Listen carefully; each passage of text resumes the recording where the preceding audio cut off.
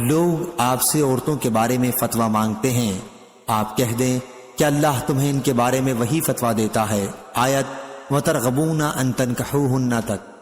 انہوں نے بیان کیا کہ یہ آیت ایسے شخص کے بارے میں نازل ہوئی کہ اگر اس کی پرورش میں کوئی یتیم لڑکی ہو اور اس کا والی وارث بھی ہو، لڑکی اس کے مال میں بھی حصہ دار ہو، یہاں تک کہ کھجور کے درخت میں بھی، اب وہ شخص خود اس لڑکی سے نکاح کرنا چاہے کیونکہ اسے یہ پسند نہیں کہ کسی دوسرے سے اس کا نکاح کر دے کہ وہ اس کے مال میں حصہ دار بن جائے جن میں لڑکی حصہ دار تھی، اس وجہ سے اس لڑکی کا کسی دوسرے شخص سے وہ نکاح نہ ہونے دے، تو ایسے شخص کے بارے میں یہ آیت نازل ہوئی تھی۔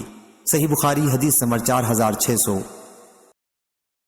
ہشام بن عروہ نے خبر دی، انہیں ان کے والد نے اور ان سے حضرت عائشہ رضی اللہ عنہا نے آیت اور کسی عورت کو اپنے شوہر کی طرف سے زیادتی یا بے رغبتی کا خوف ہو کے متعلق کہا، کیا ایسے مرد جس کے ساتھ اس کی بیوی رہتی ہے لیکن شوہر کو اس کی طرف کوئی خاص توجہ نہیں بلکہ وہ اسے جدا کر دینا چاہتا ہے، اس پر عورت کہتی ہے کہ میں اپنی باری اور اپنا نان و نفقہ معاف کر دیتی ہوں، تم مجھے طلاق نہ دو، تو ایسی صورت کے متعلق یہ آیت اسی باب میں اتری۔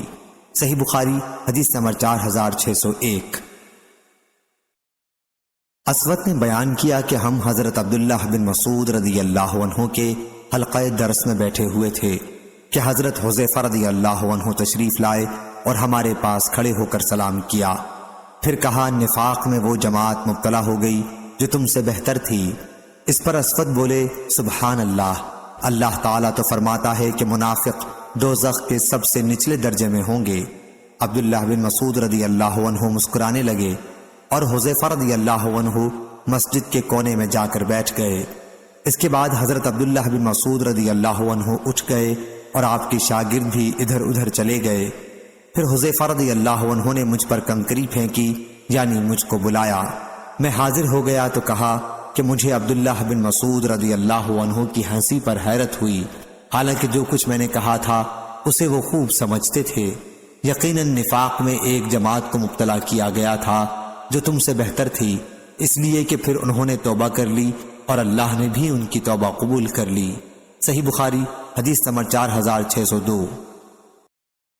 عامش نے بیان کیا ان سے ابو وائل نے اور ان سے حضرت عبداللہ بن مسعود رضی اللہ عنہ نے کہ نبی کریم صلی اللہ علیہ وسلم نے فرمایا، کسی کے لیے مناسب نہیں کہ مجھے یونس بن متی سے بہتر کہے۔ صحیح بخاری حدیث نمبر 4603۔ حضرت ابو ہریرہ رضی اللہ عنہ نے بیان کیا کہ نبی کریم صلی اللہ علیہ وسلم نے فرمایا، جو شخص یہ کہتا ہے کہ میں حضرت یونس بن متی سے بہتر ہوں، اس نے جھوٹ کہا۔ صحیح بخاری حدیث نمبر 4604۔ شعبہ نے بیان کیا ان سے ابو اسحاق نے اور انہوں نے برا بن عازب رضی اللہ عنہ سے سنا، انہوں نے بیان کیا کہ سب سے آخر میں جو سورت نازل ہوئی وہ سورہ برات ہے، اور احکام میراث کے سلسلے میں سب سے آخر میں جو آیت نازل ہوئی وہ یستفتونک قل اللہ یفتیکم فی الکلالہ ہے۔ صحیح بخاری حدیث نمبر 4605۔ سفیان ثوری نے بیان کیا ان سے قیس بن اسلم نے اور ان سے طارق بن شہاب نے کہ یہودیوں نے حضرت عمر رضی اللہ عنہ سے کہا کہ آپ لوگ ایک ایسی آیت کی تلاوت کرتے ہیں کہ اگر ہمارے یہاں وہ نازل ہوئی ہوتی تو ہم جس دن وہ نازل ہوئی ہوتی اس دن عید منایا کرتے۔ حضرت عمر رضی اللہ عنہ نے کہا میں خوب اچھی طرح جانتا ہوں کہ یہ آیت الیوم اکملت لکم دینکم کہاں اور کب نازل ہوئی تھی، اور جب عرفات کے دن نازل ہوئی تو حضور صلی اللہ علیہ وسلم کہاں تشریف رکھتے تھے؟ اللہ کی قسم ہم اس وقت میدان عرفات میں تھے۔ سفیان ثوری نے کہا کہ مجھے شک ہے کہ وہ جمعہ کا دن تھا یا اور کوئی دوسرا دن۔ صحیح بخاری حدیث نمبر 4606۔ قاسم بن محمد نے بیان کیا اور ان سے نبی کریم صلی اللہ علیہ وسلم کی زوجہ مطہرہ حضرت عائشہ رضی اللہ عنہا نے بیان کیا کہ ایک سفر میں ہم رسول اللہ صلی اللہ علیہ وسلم کے ساتھ روانہ ہوئے۔ جب ہم مقام بیدا یا ذات الجیش تک پہنچے تو میرا ہار گم ہو گیا، اس لیے رسول اللہ صلی اللہ علیہ وسلم نے اسے تلاش کروانے کے لیے وہیں قیام کیا، اور صحابہ رضی اللہ عنہم نے بھی آپ صلی اللہ علیہ وسلم کے ساتھ قیام کیا۔ وہاں کہیں پانی نہیں تھا اور صحابہ رضی اللہ عنہم کے ساتھ بھی پانی نہیں تھا۔ لوگ ابو بکر صدیق رضی اللہ عنہ کے پاس آئے اور کہنے لگے، ملاحظہ نہیں فرماتے عائشہ رضی اللہ عنہا نے کیا کر رکھا ہے، اور حضور صلی اللہ علیہ وسلم کو یہیں ٹھہرا لیا اور ہمیں بھی، حالانکہ یہاں کہیں پانی نہیں ہے اور نہ کسی کے پاس پانی ہے۔ حضرت ابو بکر رضی اللہ عنہ میرے یہاں آئے، حضور صلی اللہ علیہ وسلم سر مبارک میری ران پر رکھ کر سو گئے تھے اور کہنے لگے، تم نے حضرت صلی اللہ علیہ وسلم کو اور سب کو روک لیا، حالانکہ یہاں کہیں پانی نہیں ہے اور نہ کسی کے ساتھ پانی ہے۔ حضرت عائشہ رضی اللہ عنہا نے بیان کیا کہ ابو بکر صدیق رضی اللہ عنہ مجھ پر بہت خفا ہوئے، اور جو اللہ کو منظور تھا مجھے کہا سنا، اور ہاتھ سے میری کوکھ میں کچوکے لگائے۔ میں نے صرف اس خیال سے کوئی حرکت نہیں کی کہ حضرت صلی اللہ علیہ وسلم میری ران پر اپنا سر رکھے ہوئے تھے۔ پھر حضور صلی اللہ علیہ وسلم اٹھے اور صبح تک کہیں پانی کا نام و نشان نہیں تھا۔ پھر اللہ تعالیٰ نے تیمم کی آیت اتاری تو اسید بن حضیر رضی اللہ عنہ نے کہا کہ آل ابی بکر یہ تمہاری کوئی پہلی برکت نہیں ہے۔ بیان کیا کہ پھر ہم نے وہ اونٹ اٹھایا جس پر میں سوار تھی تو ہار اسی کے نیچے مل گیا۔ صحیح بخاری حدیث نمبر 4607۔ عبد الرحمن بن قاسم نے بیان کیا ان سے ان کے والد قاسم نے اور ان سے حضرت عائشہ رضی اللہ عنہا نے کہ میرا ہار مقام بیدا میں گم ہو گیا تھا۔ ہم مدینہ واپس آ رہے تھے، نبی کریم صلی اللہ علیہ وسلم نے وہیں اپنی سواری روک دی اور اتر گئے۔ پھر حضور صلی اللہ علیہ وسلم سر مبارک میری گود میں رکھ کر سو رہے تھے کہ ابو بکر رضی اللہ عنہ اندر آ گئے اور میرے سینے پر زور سے ہاتھ مار کر فرمایا کہ ایک ہار کے لیے تم نے حضور صلی اللہ علیہ وسلم کو روک لیا۔ لیکن حضور صلی اللہ علیہ وسلم کے آرام کے خیال سے میں بے حس و حرکت بیٹھی رہی، حالانکہ مجھے تکلیف ہوئی تھی۔ پھر حضور صلی اللہ علیہ وسلم بیدار ہوئے اور صبح کا وقت ہوا اور پانی کی تلاش ہوئی، لیکن کہیں پانی کا نام و نشان نہ تھا۔ اسی وقت یہ آیت اتری، یا ایھا الذین آمنوا اذا قمتم الی الصلاۃ۔ اسید بن حضیر رضی اللہ عنہ نے کہا، اے آل ابی بکر، تمہیں اللہ تعالیٰ نے لوگوں کے لیے باعث برکت بنایا ہے، یقیناً تم لوگوں کے لیے باعث برکت ہو۔ تمہارا ہار گم ہوا، اللہ نے اس کی وجہ سے تیمم کی آیت نازل فرما دی جو قیامت تک مسلمانوں کے لیے آسانی اور برکت ہے۔ علی ھذا القیاس۔ صحیح بخاری حدیث نمبر 4608۔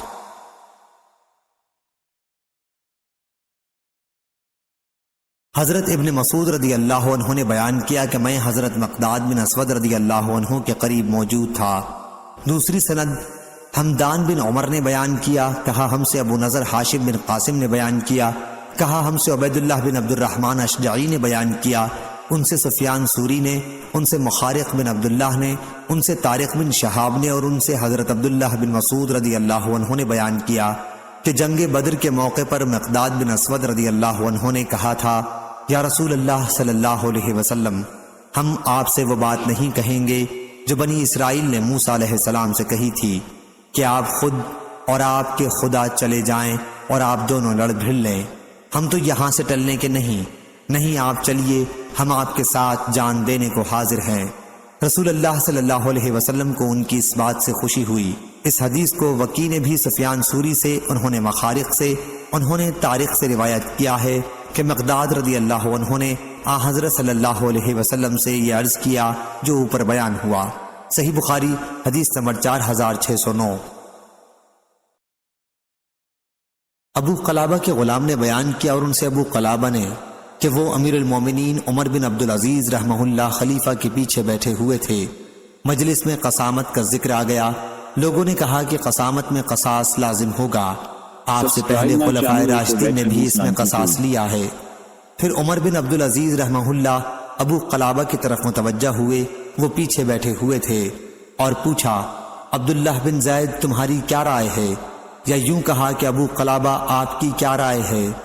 میں نے کہا کہ مجھے تو کوئی ایسی صورت معلوم نہیں ہے کہ اسلام میں کسی شخص کا قتل جائز ہو، سوائے اس کے کہ کسی نے شادی شدہ ہونے کے باوجود زنا کیا ہو، یا ناحق کسی کو قتل کیا ہو، یا اللہ اور اس کے رسول سے لڑا ہو، مرتد ہو گیا ہو۔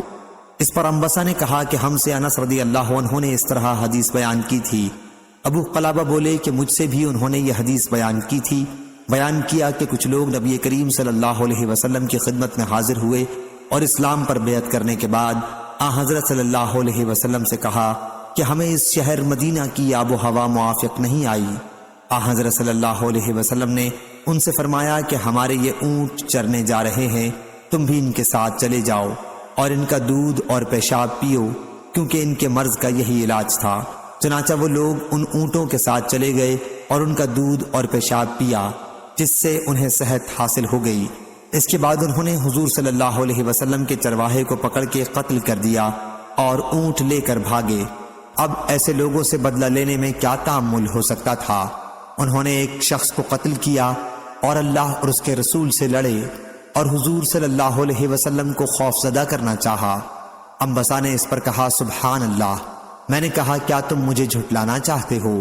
انہوں نے کہا کہ نہیں، یہی حدیث انس رضی اللہ عنہ نے مجھ سے بھی بیان کی تھی۔ میں نے اس پر تعجب کیا کہ تم کو حدیث خوب یاد رہتی ہے۔ ابو قلابہ نے بیان کیا کہ انبسا نے کہا اے شام والو، جب تک تمہارے یہاں ابو قلابہ یا ان جیسے عالم موجود رہیں گے تم ہمیشہ اچھے رہو گے۔ صحیح بخاری حدیث نمبر 4610۔ حضرت انس بن مالک رضی اللہ عنہ نے بیان کیا کہ ربی نے، جو انس رضی اللہ عنہ کی پھوپھی تھی، انصار کی ایک لڑکی کے آگے کے دانت توڑ دیے۔ لڑکی والوں نے قصاص چاہا اور نبی کریم صلی اللہ علیہ وسلم کی خدمت میں حاضر ہوئے۔ حضور صلی اللہ علیہ وسلم نے بھی قصاص کا حکم دیا۔ حضرت انس بن مالک رضی اللہ عنہ کے چچا انس بن نضر رضی اللہ عنہ نے کہا نہیں، اللہ کی قسم ان کا دانت نہ توڑا جائے گا۔ حضور اکرم صلی اللہ علیہ وسلم نے فرمایا انس، لیکن کتاب اللہ کا حکم قصاص ہی کا ہے۔ پھر لڑکی والے معافی پر راضی ہو گئے اور دیت لینا منظور کر لیا۔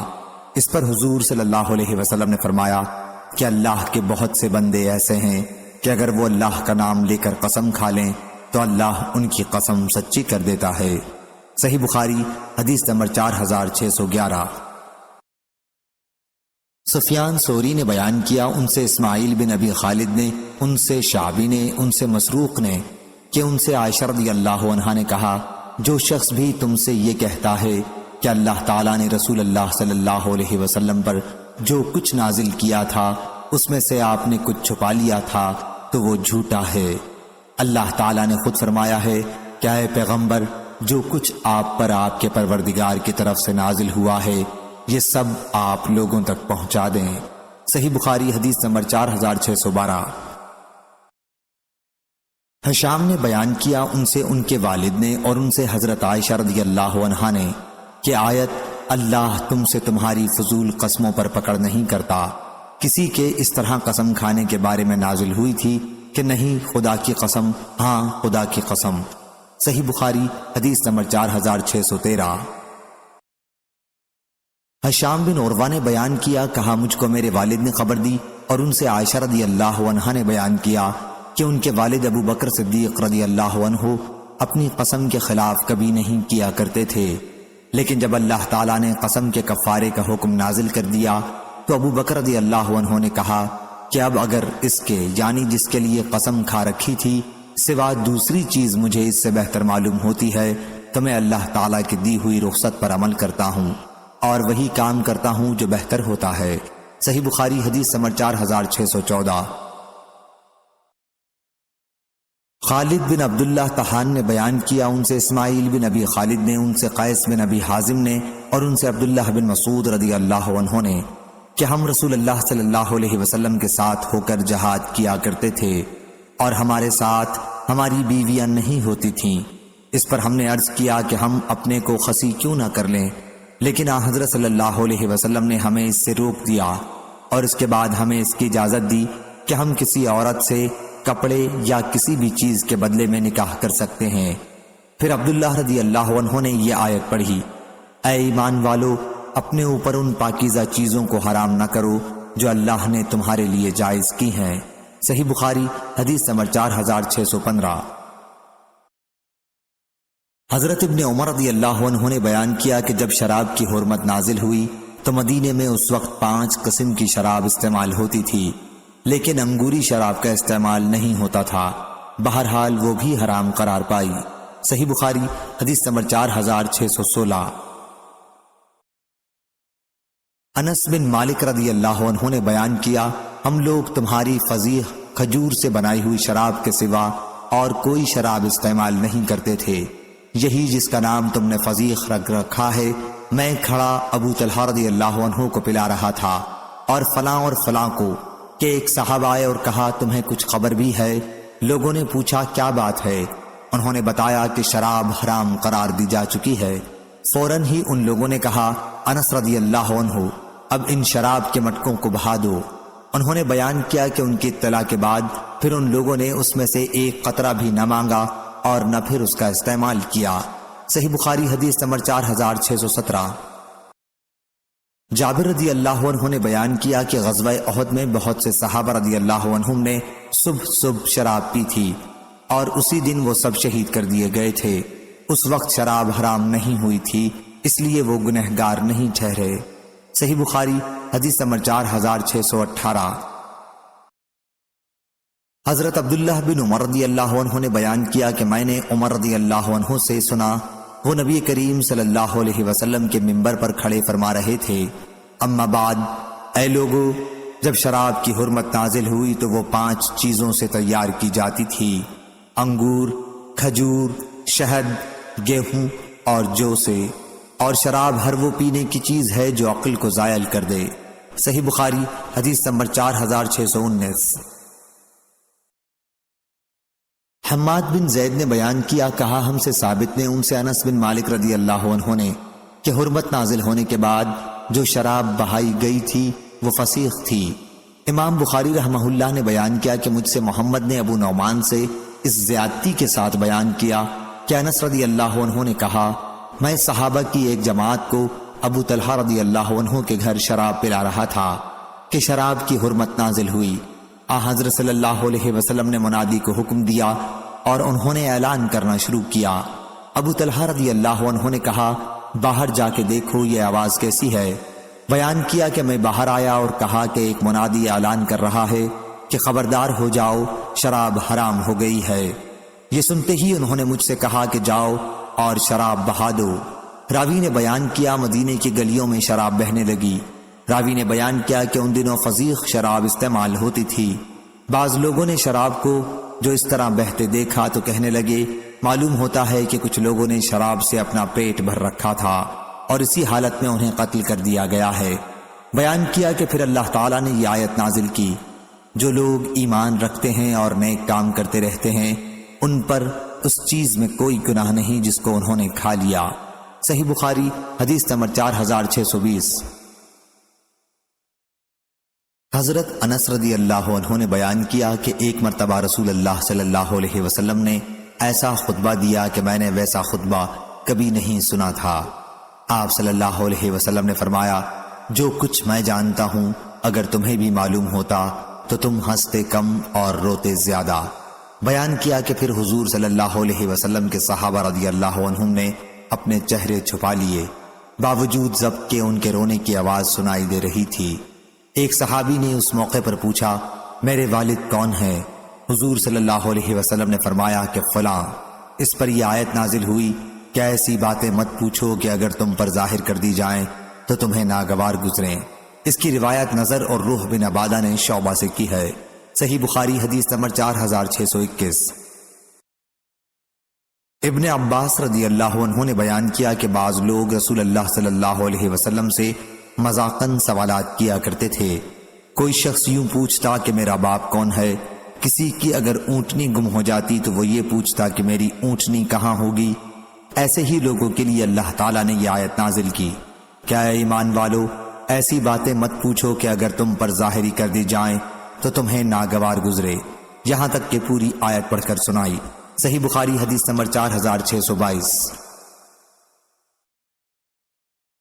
سعید بن مسیب نے بیان کیا کہ بحیرہ اس اونٹنی کو کہتے تھے جس کا دودھ بتوں کے لیے روک دیا جاتا اور کوئی شخص اس کے دودھ کو دوہنے کا مجاز نہ سمجھا جاتا، اور سائبہ اس اونٹنی کو کہتے تھے جسے وہ اپنے دیوتاؤں کے نام پر آزاد چھوڑ دیتے اور اس سے بار برداری اور سواری وغیرہ کا کام نہ لیتے۔ سعید راوی نے بیان کیا کہ حضرت ابو ہریرہ رضی اللہ عنہ نے بیان کیا کہ رسول اللہ صلی اللہ علیہ وسلم نے فرمایا، میں نے عمرو بن عامر خزائی کو دیکھا کہ وہ اپنی آنتوں کو جہنم میں گھسیٹ رہا تھا۔ اس نے سب سے پہلے سانڈ چھوڑنے کی رسم نکالی تھی، اور وسیلہ اس جوان اونٹنی کو کہتے ہیں جو پہلی مرتبہ مادہ بچہ جنتی اور پھر دوسری مرتبہ بھی مادہ ہی جنتی، اسے بھی وہ بتوں کے نام پر چھوڑ دیتے تھے، لیکن اسی صورت میں جبکہ وہ برابر 2 مرتبہ مادہ بچہ جنتی اور اس کے درمیان میں کوئی نر بچہ نہ ہوتا۔ اور حام وہ نر اونٹ جو مادے پر شمار سے کئی دفعہ چڑھتا، اس کے نطفے سے 10 بچے پیدا ہو جاتے۔ جب وہ اتنی صحبتیں کر چکا تو اس کو بھی بتوں کے نام پر چھوڑ دیتے اور بوجھ لادنے سے معاف کر دیتے، نہ سواری کرتے، اس کا نام حام رکھتے۔ اور ابو الیمان حکیم بن نافع نے کہا، ہم کو شعیب نے خبر دی، انہوں نے ظاہری سے سنا، کہا میں نے سعید بن مسیب سے یہی حدیث سنی جو اوپر گزری۔ سعید نے کہا، ابو ہریرہ رضی اللہ عنہ نے کہا، میں نے آن حضرت صلی اللہ علیہ وسلم سے سنا، وہی عمرو بن عامر خزائی کا قصہ جو اوپر گزرا۔ اور یزید بن عبداللہ بن ہاد نے بھی اس حدیث کو ابن شہاب سے روایت کیا، انہوں نے سعید بن مسیب سے، انہوں نے ابو ہریرہ رضی اللہ عنہ سے کہا، میں نے آن حضرت صلی اللہ علیہ وسلم سے سنا۔ صحیح بخاری حدیث نمبر 4623۔ یونس نے بیان کیا، ان سے ظاہری نے، ان سے عروہ نے، اور ان سے حضرت عائشہ رضی اللہ عنہا نے بیان کیا کہ رسول اللہ صلی اللہ علیہ وسلم نے فرمایا، میں نے جہنم کو دیکھا کہ اس کے بعض حصے بعض دوسرے حصوں کو کھائے جا رہے ہیں، اور میں نے عمرو بن عامر خزائی کو دیکھا کہ وہ اپنی آنتیں اس میں گھسیٹتا پھر رہا تھا۔ یہی وہ شخص ہے جس نے سب سے پہلے سانڈ چھوڑنے کی رسم ایجاد کی تھی۔ صحیح بخاری حدیث نمبر 4624۔ حضرت ابن عباس رضی اللہ عنہ نے بیان کیا کہ رسول اللہ صلی اللہ علیہ وسلم نے خطبہ دیا اور فرمایا، اے لوگو، تم اللہ کے پاس جمع کیے جاؤ گے، ننگے پاؤں، ننگے جسم اور بغیر ختنہ کے۔ پھر آپ نے یہ آیت پڑھی، جس طرح ہم نے اول بار پیدا کرنے کے وقت ابتدا کی تھی، اسی طرح اسے دوبارہ زندہ کر دیں گے، ہمارے ذمہ وعدہ ہے، ہم ضرور اسے کر کے ہی رہیں گے، آخر آیت تک۔ پھر فرمایا، قیامت کے دن تمام مخلوق میں سب سے پہلے حضرت ابراہیم علیہ السلام کو کپڑا پہنایا جائے گا، ہاں، اور میری امت کے کچھ لوگوں کو لایا جائے گا اور انہیں جہنم کے بائیں طرف لے جایا جائے گا۔ میں عرض کروں گا، میرے رب، یہ تو میرے امتی ہیں۔ مجھ سے کہا جائے گا، آپ کو نہیں معلوم ہے کہ انہوں نے آپ کے بعد نئی نئی باتیں شریعت میں نکالی تھیں؟ اس وقت میں بھی وہی کہوں گا جو عبد صالح حضرت عیسیٰ علیہ السلام نے کہا ہوگا کہ میں ان کا حال دیکھتا رہا جب تک میں ان کے درمیان رہا، پھر جب تو نے مجھے اٹھا لیا، جب سے تو ہی ان پر نگران ہے۔ مجھے بتایا جائے گا کہ آپ کی جدائی کے بعد وہ لوگ دین سے پھر گئے تھے۔ صحیح بخاری حدیث نمبر 4625۔ سعید بن جبیر نے بیان کیا، ان سے ابن عباس رضی اللہ عنہ نے کہ رسول اللہ صلی اللہ علیہ وسلم نے فرمایا، تمہیں قیامت کے دن جمع کیا جائے گا اور کچھ لوگوں کو جہنم کی طرف لے جایا جائے گا۔ اس وقت میں بھی وہی کہوں گا جو نیک بندے نے کہا ہوگا، میں ان کا حال دیکھتا رہا جب تک میں ان کے درمیان رہا، آخر آیت العزیز الحکیم تک۔ صحیح بخاری حدیث نمبر 4626۔ ابراہیم بن سعد نے بیان کیا، ان سے ابن شہاب نے، ان سے سالم بن عبداللہ نے، اور ان سے ان کے والد عبداللہ بن عمر رضی اللہ عنہ نے کہ رسول اللہ صلی اللہ علیہ وسلم نے فرمایا، غیب کے خزانچے 5 ہیں، جیسا کہ ارشاد باری ہے، بے شک اللہ ہی کو قیامت کی خبر ہے اور وہی جانتا ہے کہ رحموں میں کیا ہے، اور کوئی بھی نہیں جان سکتا کہ وہ کل کیا عمل کرے گا، اور نہ کوئی یہ جان سکتا ہے کہ وہ کس زمین پر مرے گا، بے شک اللہ ہی علم والا ہے، خبر رکھنے والا ہے۔ صحیح بخاری حدیث نمبر 4627۔ حضرت جابر رضی اللہ عنہ نے بیان کیا کہ جب یہ آیت قل هو القادر على ان يبعث عليكم عذابا من فوقكم نازل ہوئی تو رسول اللہ صلی اللہ علیہ وسلم نے کہا، اے اللہ، میں تیرے منہ کی پناہ مانگتا ہوں۔ پھر یہ اترا، او من تحت ارجلکم، آپ نے فرمایا، یا اللہ، میں تیرے منہ کی پناہ مانگتا ہوں۔ پھر یہ اترا، او یلبسکم شیئا ویذیق بعدکم باسا بعد۔ اس وقت حضرت صلی اللہ علیہ وسلم نے فرمایا، یہ پہلے عذابوں سے ہلکا یا آسان ہے۔ صحیح بخاری حدیث نمبر 4628۔ عبداللہ رضی اللہ عنہ نے بیان کیا کہ جب آیت وَلَمْ يَلْبِسُوا أَيْمَانَهُمْ بِظُلْمٍ نازل ہوئی تو صحابہ رضی اللہ عنہم نے کہا ہم میں کون ہوگا جس کا دامن ظلم سے پاک ہو؟ اس پر یہ آیت اتری بے شک شرک ظلم عظیم ہے۔ صحیح بخاری حدیث نمبر 4629۔ ابو العالیہ نے بیان کیا کہ مجھ سے تمہارے نبی کے چچزاد بھائی یعنی ابن عباس رضی اللہ عنہ نے بیان کیا کہ نبی کریم صلی اللہ علیہ وسلم نے فرمایا کسی کے لیے مناسب نہیں کہ مجھے یونس بن متا علیہ السلام سے بہتر بتائے۔ صحیح بخاری حدیث نمبر 4630۔ سعد بن ابراہیم نے خبر دی، انہوں نے کہا میں نے حمید بن عبد الرحمن بن عوف سے سنا، انہوں نے ابو ہریرہ رضی اللہ عنہ سے کہ نبی کریم صلی اللہ علیہ وسلم نے فرمایا کسی شخص کے لیے جائز نہیں کہ مجھے یونس بن متا علیہ السلام سے بہتر بتائے۔ صحیح بخاری حدیث نمبر 4631۔ مجاہد نے خبر دی کہ انہوں نے حضرت ابن عباس رضی اللہ عنہ سے پوچھا کہ سورہ صاد میں سجدہ ہے؟ ابن عباس رضی اللہ عنہ نے بتلایا ہاں۔ پھر آپ نے آیت وَوَهَبْنَا سے فَبِهُدَاهُ مُقْتَدِهُ تک پڑھی اور کہا داؤد علیہ السلام بھی ان انبیاء میں شامل ہیں جن کا ذکر آیت میں ہوا ہے۔ یزید بن ہارون، محمد بن عبید اور سہل بن یوسف نے عوام بن حوشب سے، ان سے مجاہد نے بیان کیا کہ میں نے ابن عباس رضی اللہ عنہ سے پوچھا تو انہوں نے کہا تمہارے نبی بھی ان میں سے ہیں جنہیں اگلے انبیاء کی اقتداء کا حکم دیا گیا ہے۔ صحیح بخاری حدیث نمبر 4632۔ عطا نے بیان کیا کہ انہوں نے جابر بن عبداللہ رضی اللہ عنہ سے سنا، انہوں نے نبی کریم صلی اللہ علیہ وسلم سے سنا، حضرت صلی اللہ علیہ وسلم نے فرمایا اللہ یہودیوں کو غارت کرے۔ جب اللہ تعالیٰ نے ان پر مردہ جانوروں کی چربی حرام کر دی تو اس کا تیل نکال کر اسے بیچنے اور کھانے لگے۔ اور ابو عاصم نے بیان کیا، ان سے عبد الحمید نے بیان کیا، ان سے یزید نے بیان کیا، انہیں عطا نے لکھا تھا کہ میں نے جابر رضی اللہ عنہ سے سنا اور انہوں نے نبی کریم صلی اللہ علیہ وسلم سے۔ صحیح بخاری حدیث نمبر 4633۔ عبداللہ رضی اللہ عنہ نے کہا کہ اللہ سے زیادہ اور کوئی غیرت مند نہیں، یہی وجہ ہے کہ اس نے بے حیائیوں کو حرام قرار دیا ہے، خواہ وہ ظاہر ہوں خواہ پوشیدہ، اور اللہ کو اپنی تعریف سے زیادہ اور کوئی چیز پسند نہیں، یہی وجہ ہے کہ اس نے اپنی خود مدح کی ہے۔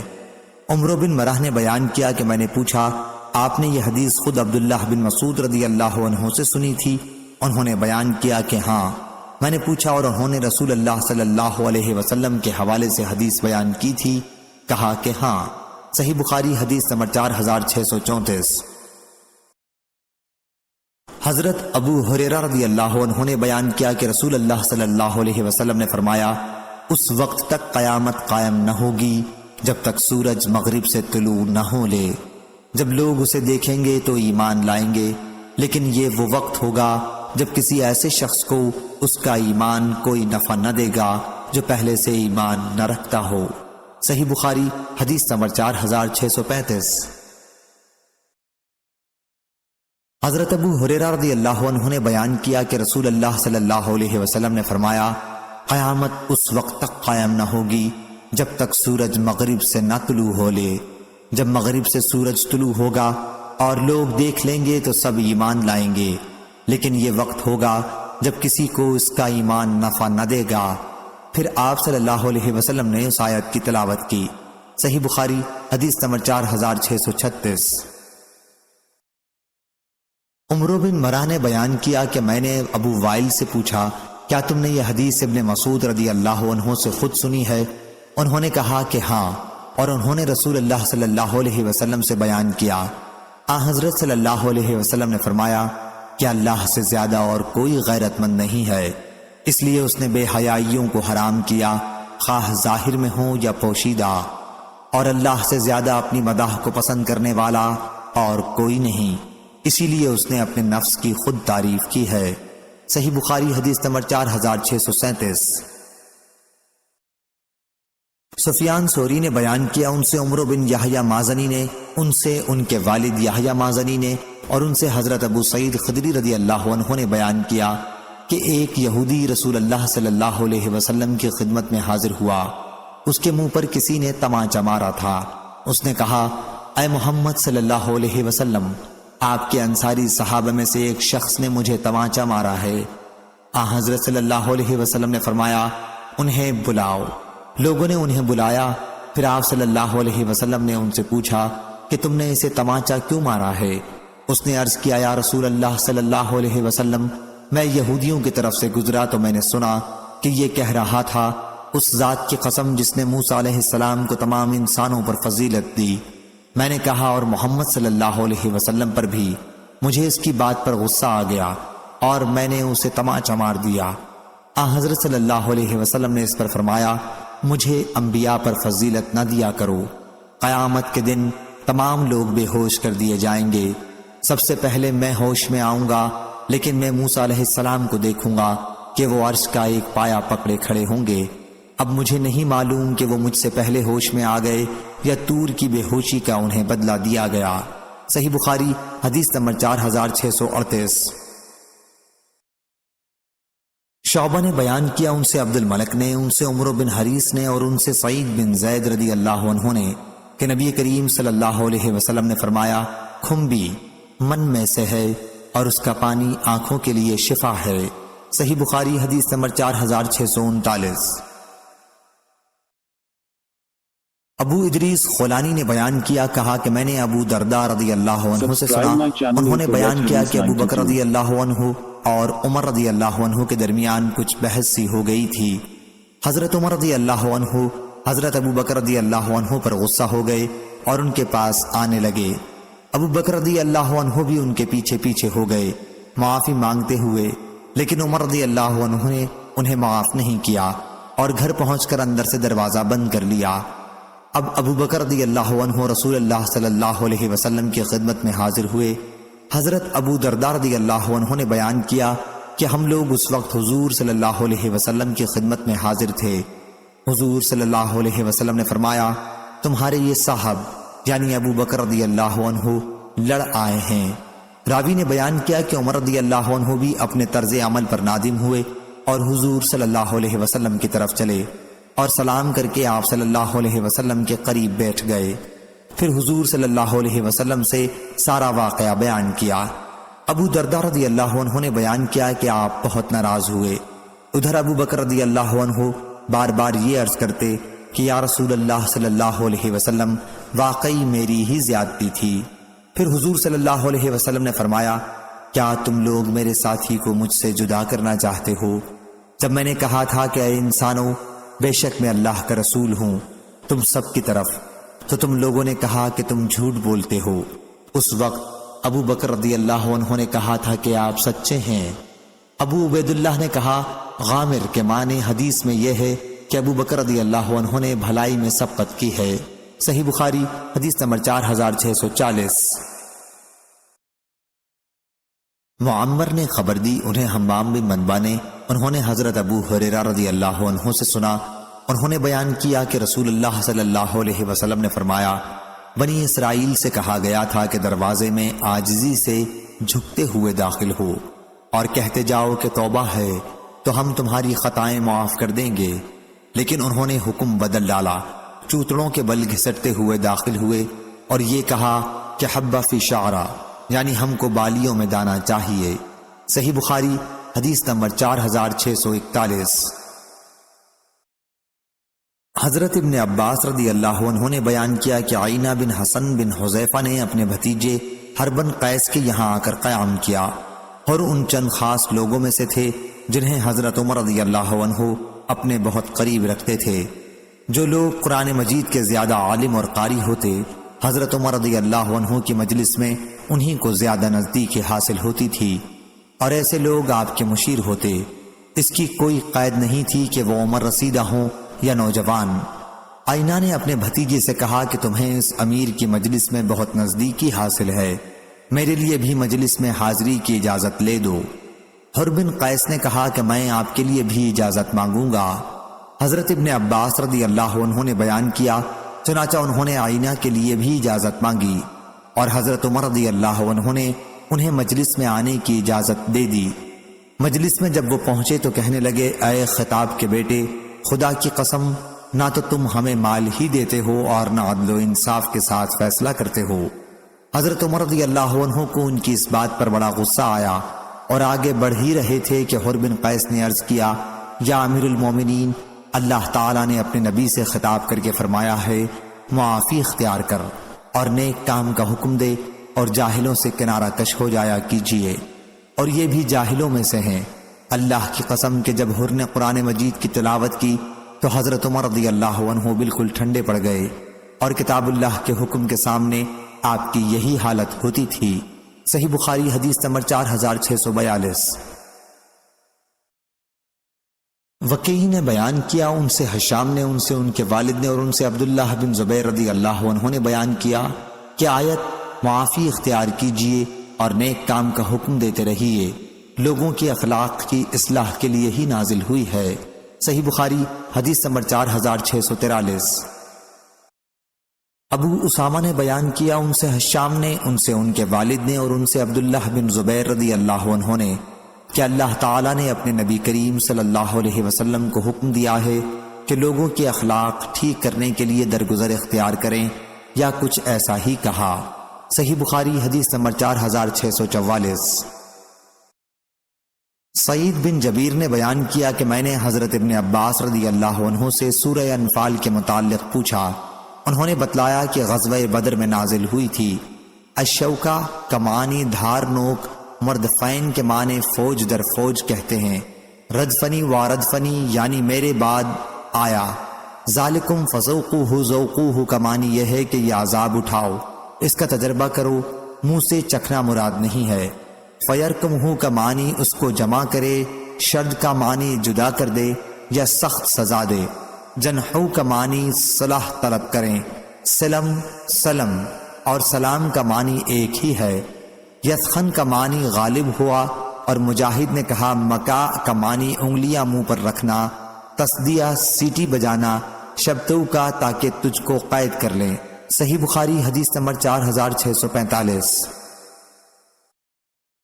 ورقہ بن عمر نے بیان کیا، ان سے ابن ابی نجیح نے، ان سے مجاہد نے، اور ان سے ابن عباس رضی اللہ عنہ نے کہ آیت بدترین حیوانات اللہ کے نزدیک وہ بہرے گونگے ہیں جو عقل سے ذرا کام نہیں لیتے، بنو عبد الدار کے کچھ لوگوں کے بارے میں اتری تھی۔ صحیح بخاری حدیث نمبر 4646۔ شعبہ نے بیان کیا، ان سے خبیب بن عبد الرحمن نے، انہوں نے حفص بن عاصم سے سنا، اور ان سے ابو سعید بن معالی رضی اللہ عنہ نے بیان کیا کہ میں نماز پڑھ رہا تھا کہ رسول اللہ صلی اللہ علیہ وسلم نے مجھے پکارا۔ میں آپ صلی اللہ علیہ وسلم کی خدمت میں نہ پہنچ سکا، بلکہ نماز سے فارغ ہونے کے بعد حاضر ہوا۔ آپ صلی اللہ علیہ وسلم نے دریافت فرمایا کہ آنے میں دیر کیوں ہوئی؟ کیا اللہ تعالیٰ نے تمہیں حکم نہیں دیا ہے کہ اے ایمان والو اللہ اور اس کے رسول کی آواز پر لبیک کہو جبکہ وہ یعنی رسول تم کو بلائیں؟ پھر آپ نے فرمایا مسجد سے نکلنے سے پہلے میں تمہیں قرآن کی عظیم ترین سورت سکھاؤں گا۔ تھوڑی دیر بعد آپ باہر تشریف لے جانے لگے تو میں نے آپ کو یاد دلایا۔ اور معاذ بن معاذ عنبری نے اس حدیث کو یوں روایت کیا کہ ہم سے شعبہ نے بیان کیا، ان سے خبیب نے، انہوں نے حفص سے سنا، اور انہوں نے ابو سعید بن معالی رضی اللہ عنہ سے جو نبی کریم صلی اللہ علیہ وسلم کے صحابی تھے سنا، اور انہوں نے بیان کیا وہ سورت الحمدللہ رب العالمین ہے جس میں 7 آیتیں ہیں جو ہر نماز میں مکرر پڑھی جاتی ہیں۔ صحیح بخاری حدیث نمبر 4647۔ شعبہ نے بیان کیا، ان سے صاحب زیادی عبد الحمید نے جو کردید کے صاحبزادے تھے، انہوں نے انس بن مالک رضی اللہ عنہ سے سنا کہ ابو جہل نے کہا تھا کہ اے اللہ، اگر یہ کلام تیری طرف سے واقعی حق ہے تو ہم پر آسمانوں سے پتھر برسا دے یا پھر کوئی اور ہی عذاب دردناک لے آ۔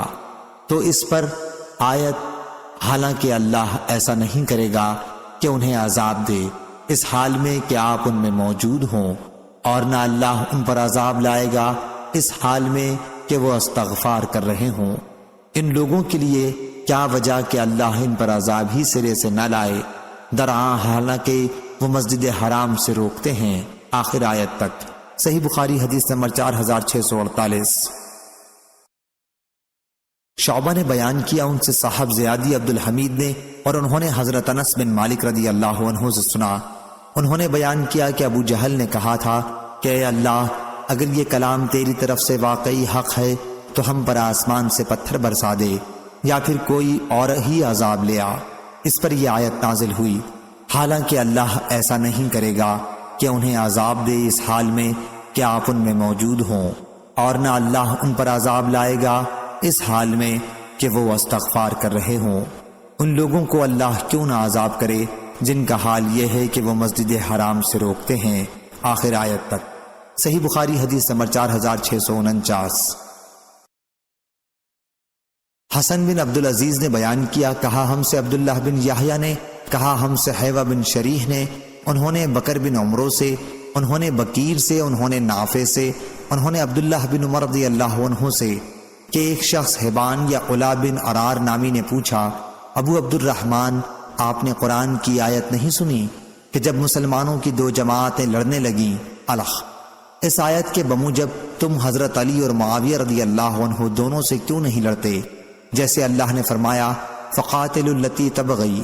انہوں نے کہا میرے بھتیجے، اگر میں اس آیت کی تعویل کر کے مسلمانوں سے نہ لڑوں تو یہ مجھ کو اچھا معلوم ہوتا ہے بنسبت اس کے کہ میں اس آیت وَمَن يَقْتُلُ مُؤْمِنًا مُتَعَمِّدًا کی تعویل کروں۔ وہ شخص کہنے لگا، اچھا اس آیت کو کیا کرو گے جس میں مذکور ہے کہ ان سے لڑو تاکہ فتنہ باقی نہ رہے اور سارا دین اللہ کا ہو جائے۔ عبداللہ بن عمر رضی اللہ عنہ نے کہا، واہ واہ، یہ لڑائی تو ہم حضرت صلی اللہ علیہ وسلم کے عہد میں کر چکے۔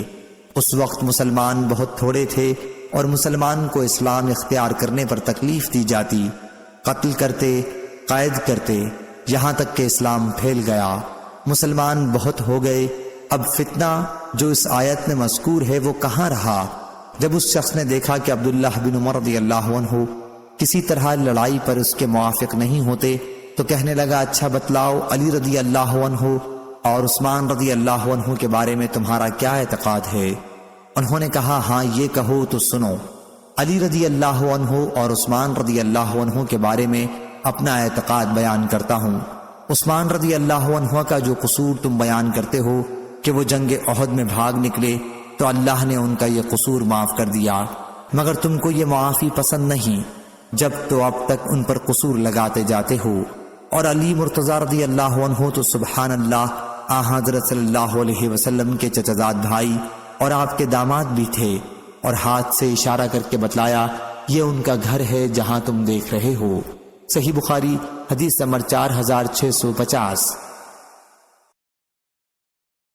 سعید بن جبیر نے بیان کیا، کہا کہ ابن عمر رضی اللہ عنہ ہمارے پاس تشریف لائے تو ایک صاحب نے ان سے پوچھا کہ مسلمانوں کے باہمی فتنہ اور جنگ کے بارے میں آپ کی کیا رائے ہے؟ ابن عمر رضی اللہ عنہ نے ان سے پوچھا، تمہیں معلوم بھی ہے فتنہ کیا چیز ہے؟ محمد صلی اللہ علیہ وسلم مشرکین سے جنگ کرتے تھے اور ان میں ٹھہر جانا ہی فتنہ تھا۔ حضرت صلی اللہ علیہ وسلم کی جنگ تمہاری ملک و سلطنت کی خاطر جنگ کی طرح نہیں تھی۔ صحیح بخاری حدیث نمبر 4651۔ سفیان ثوری نے بیان کیا، ان سے عمرو بن دینار نے اور ان سے ابن عباس رضی اللہ عنہ نے بیان کیا کہ جب یہ آیت نازل ہوئی کہ اگر تم میں سے 20 آدمی بھی صبر کرنے والے ہوں تو وہ 200 پر غالب آ جائیں گے، تو مسلمانوں کے لیے فرض قرار دے دیا گیا کہ ایک مسلمان 10 کافروں کے مقابلے سے نہ بھاگے۔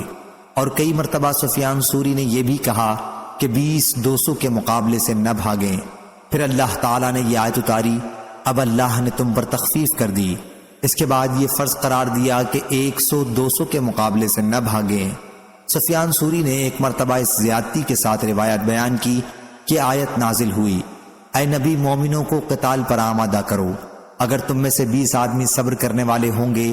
سفیان ثوری نے بیان کیا اور ان سے عبداللہ بن شبرمہ کوفہ کے قاضی نے بیان کیا کہ میرا خیال ہے امر بالمعروف اور نہی عن المنکر میں بھی یہی حکم ہے۔ صحیح بخاری حدیث نمبر 4652۔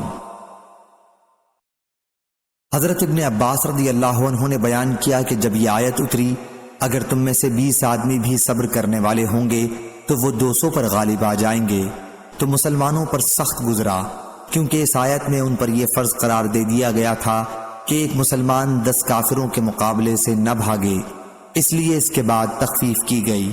اور اللہ تعالیٰ نے فرمایا اب اللہ نے تم سے تخفیف کر دی اور معلوم کر لیا کہ تم میں جوش کی کمی ہے، سو اب اگر تم میں 100 صبر کرنے والے ہوں گے تو وہ 200 پر غالب آ جائیں گے۔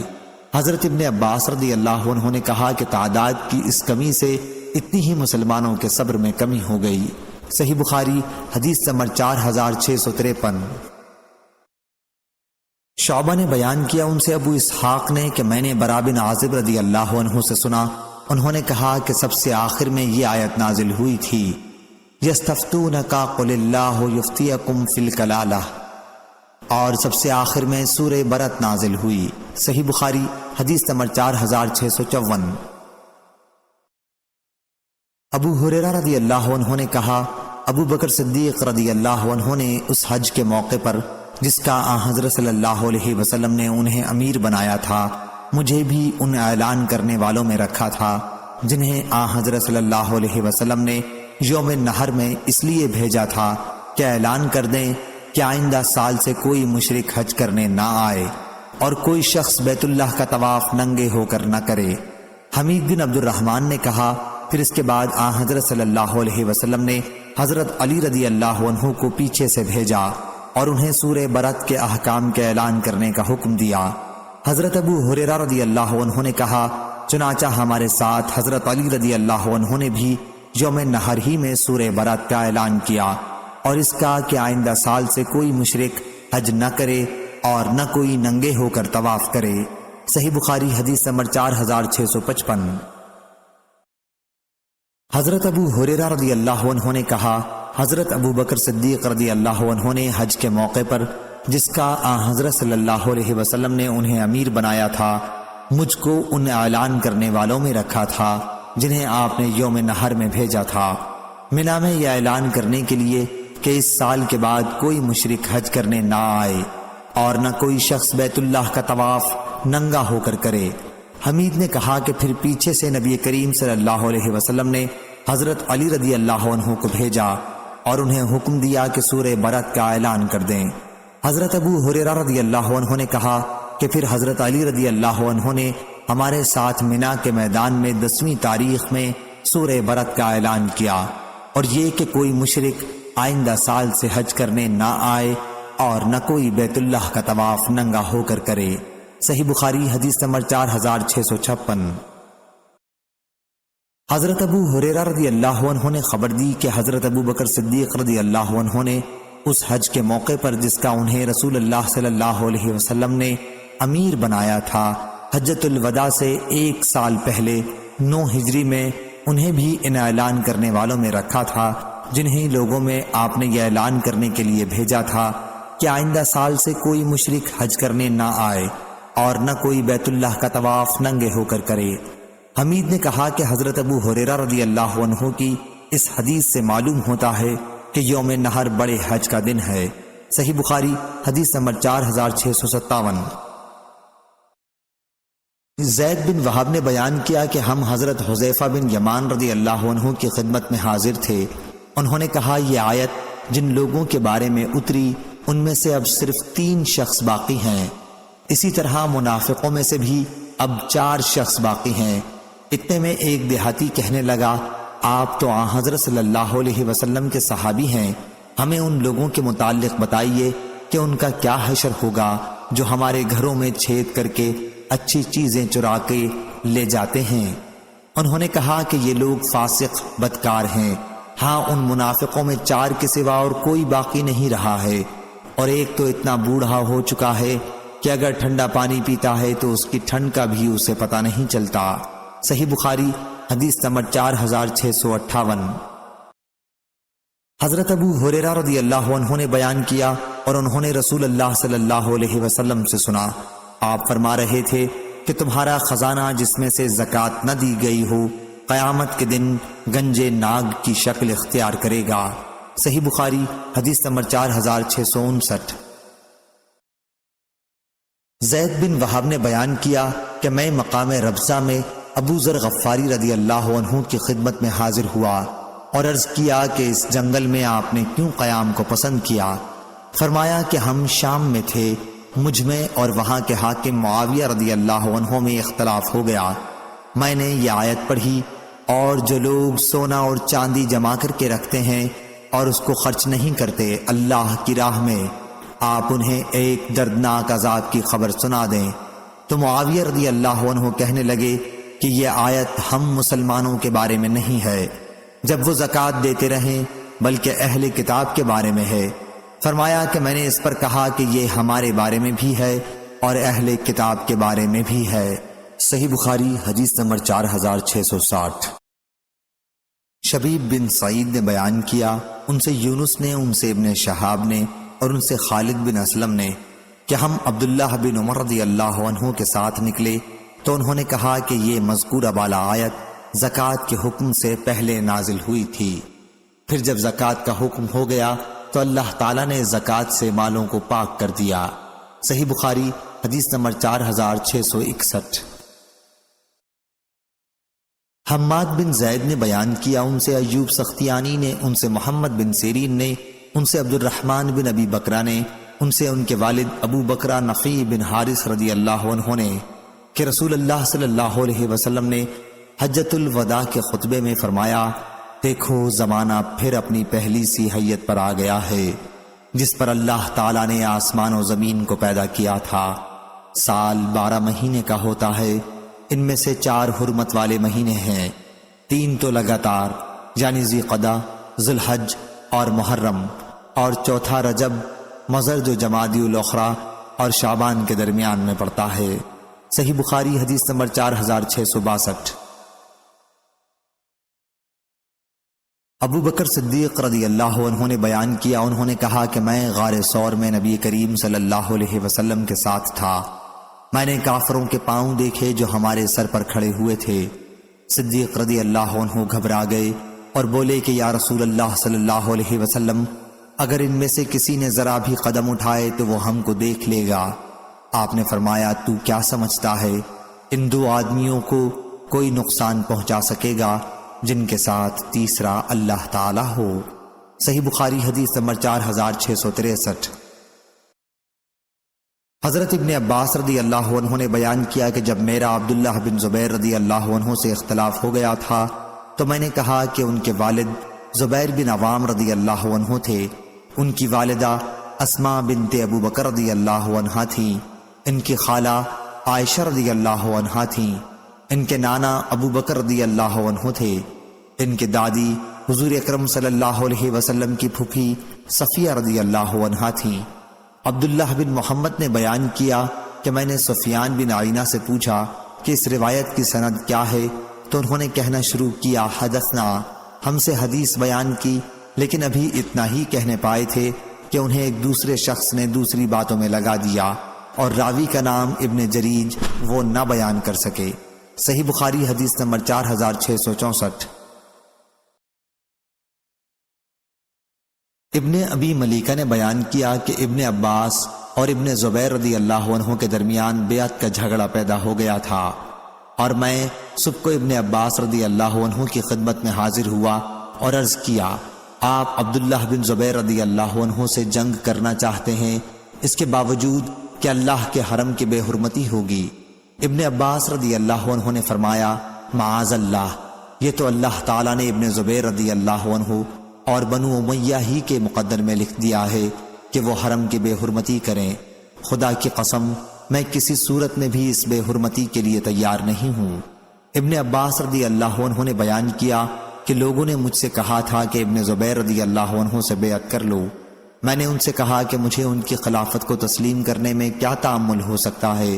ان کے والد حضرت صلی اللہ علیہ وسلم کے حواری تھے، آپ کی مراد زبیر بن عوام رضی اللہ عنہ سے تھی، ان کے نانا صاحب غار تھے، اشارہ ابو بکر صدیق رضی اللہ عنہ کی طرف تھا، ان کی والدہ صاحب نطاقین یعنی حضرت اسماء رضی اللہ عنہا، ان کی خالہ ام المومنین تھیں، مراد حضرت عائشہ رضی اللہ عنہا سے تھی، ان کی پھوپھی نبی کریم صلی اللہ علیہ وسلم کی زوجہ مطہرہ تھیں، مراد خدیجہ رضی اللہ عنہا سے تھی۔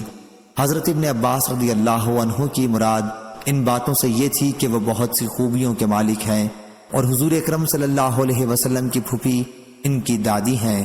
اشارہ صفیہ رضی اللہ عنہا کی طرف تھا۔ اس کے علاوہ وہ خود اسلام میں ہمیشہ صاف کردار اور پاک دامن رہے اور قرآن کے عالم ہیں، اور خدا کی قسم اگر وہ مجھ سے اچھا برتاؤ کریں تو ان کو کرنا ہی چاہیے۔ وہ میرے بہت قریب کے رشتہ دار ہیں، اور اگر وہ مجھ پر حکومت کریں تو خیر حکومت کریں، وہ ہمارے برابر کے عزت والے ہیں۔ لیکن عبداللہ بن زبیر رضی اللہ عنہ نے تو اسامہ اور حمید کے لوگوں کو ہم پر ترجیح دی ہے۔ ان کے مراد مختلف قبائل یعنی بنو اسد، بنو تویت، بنو اسامہ اور بنو اسد سے تھی۔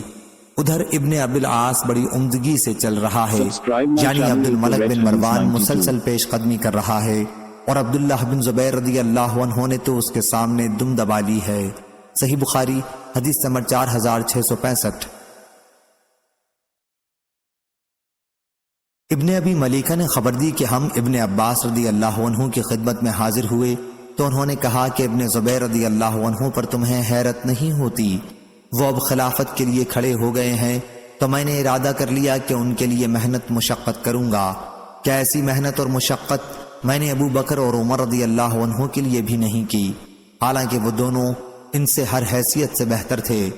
میں نے لوگوں سے کہا کہ وہ رسول اللہ صلی اللہ علیہ وسلم کی پھوپھی کی اولاد میں سے ہیں۔ زبیر رضی اللہ عنہ کے بیٹے، ابو بکر رضی اللہ عنہ کے نواسے، خدیجہ رضی اللہ عنہ کے بھائی کے بیٹے، عائشہ رضی اللہ عنہ کی بہن کے بیٹے۔ لیکن عبداللہ بن زبیر رضی اللہ عنہ نے کیا کیا؟ وہ مجھ سے غرور کرنے لگے۔ انہوں نے نہیں چاہا کہ میں ان کے خاص مصاحبوں میں رہوں۔ اپنے دل میں کہا، مجھ کو ہرگز یہ گمان نہ تھا کہ میں تو ان سے ایسی عاجزی کروں گا اور وہ اس پر بھی مجھ سے راضی نہ ہوں گے۔ خیر اب مجھے امید نہیں کہ وہ میرے ساتھ بھلائی کریں گے۔ جو ہونا تھا وہ ہوا۔ اب بنو امیہ جو میرے چچا زاد بھائی ہیں اگر مجھ پر حکومت کریں تو یہ مجھ کو اوروں کے حکومت کرنے سے زیادہ پسند ہے۔ صحیح بخاری حدیث نمبر 4666۔ ابو سعید خدری رضی اللہ عنہ نے بیان کیا کہ نبی کریم صلی اللہ علیہ وسلم کے پاس کچھ مال آیا تو آپ نے 4 آدمیوں میں اسے تقسیم کر دیا جو 9 مسلم تھے، اور فرمایا کہ میں یہ مال دے کر ان کی دلجوئی کرنا چاہتا ہوں۔ اس پر بنو تمیم کا ایک شخص بولا، کیا آپ نے انصاف نہیں کیا؟ حضرت صلی اللہ علیہ وسلم نے فرمایا کہ اس شخص کی نسل سے ایسے لوگ پیدا ہوں گے جو دین سے باہر ہو جائیں گے۔ صحیح بخاری حدیث نمبر 4667۔ ابو مسعود انصاری رضی اللہ عنہ نے بیان کیا کہ جب ہمیں خیرات کرنے کا حکم ہوا تو ہم مزدوری پر بوجھ اٹھاتے اور اس کی مزدوری صدقے میں دے دیتے۔ چنانچہ ابو عقیل رضی اللہ عنہ اسی مزدوری سے آدھا سا خیرات لے کر آئے، اور ایک دوسرے صحابی عبد الرحمن بن عوف رضی اللہ عنہ اس سے زیادہ لائے۔ اس پر منافقوں نے کہا کہ اللہ کو اس یعنی عقیل رضی اللہ عنہ کے صدقے کی کوئی ضرورت نہیں تھی، اور اس دوسرے عبد الرحمن بن عوف رضی اللہ عنہ نے تو محض دکھاوے کے لیے اتنا بہت سا صدقہ دیا ہے۔ چنانچہ یہ آیت نازل ہوئی، کیا ایسے لوگ ہیں جو صدقات کے بارے میں نفل صدقہ دینے والے مسلمانوں پر طعن کرتے ہیں، اور خصوصاً ان لوگوں پر جنہیں بجز ان کی محنت مزدوری کے کچھ نہیں ملتا، آخر آیت تک۔ صحیح بخاری حدیث نمبر 4668۔ ابو مسعود انصاری رضی اللہ عنہ نے بیان کیا کہ رسول کریم صلی اللہ علیہ وسلم صدقے کی ترغیب دیتے تھے تو آپ کے بعض صحابہ رضی اللہ عنہم مزدوری کر کے لاتے اور بڑی مشکل سے 1 مد کا صدقہ کر سکتے، لیکن آج انہی میں بعض ایسے ہیں جن کے پاس لاکھوں درہم ہیں۔ غالباً ان کا اشارہ خود اپنی طرف تھا۔ حماد نے کہا، ہاں سچ ہے۔ صحیح بخاری حدیث نمبر 4669۔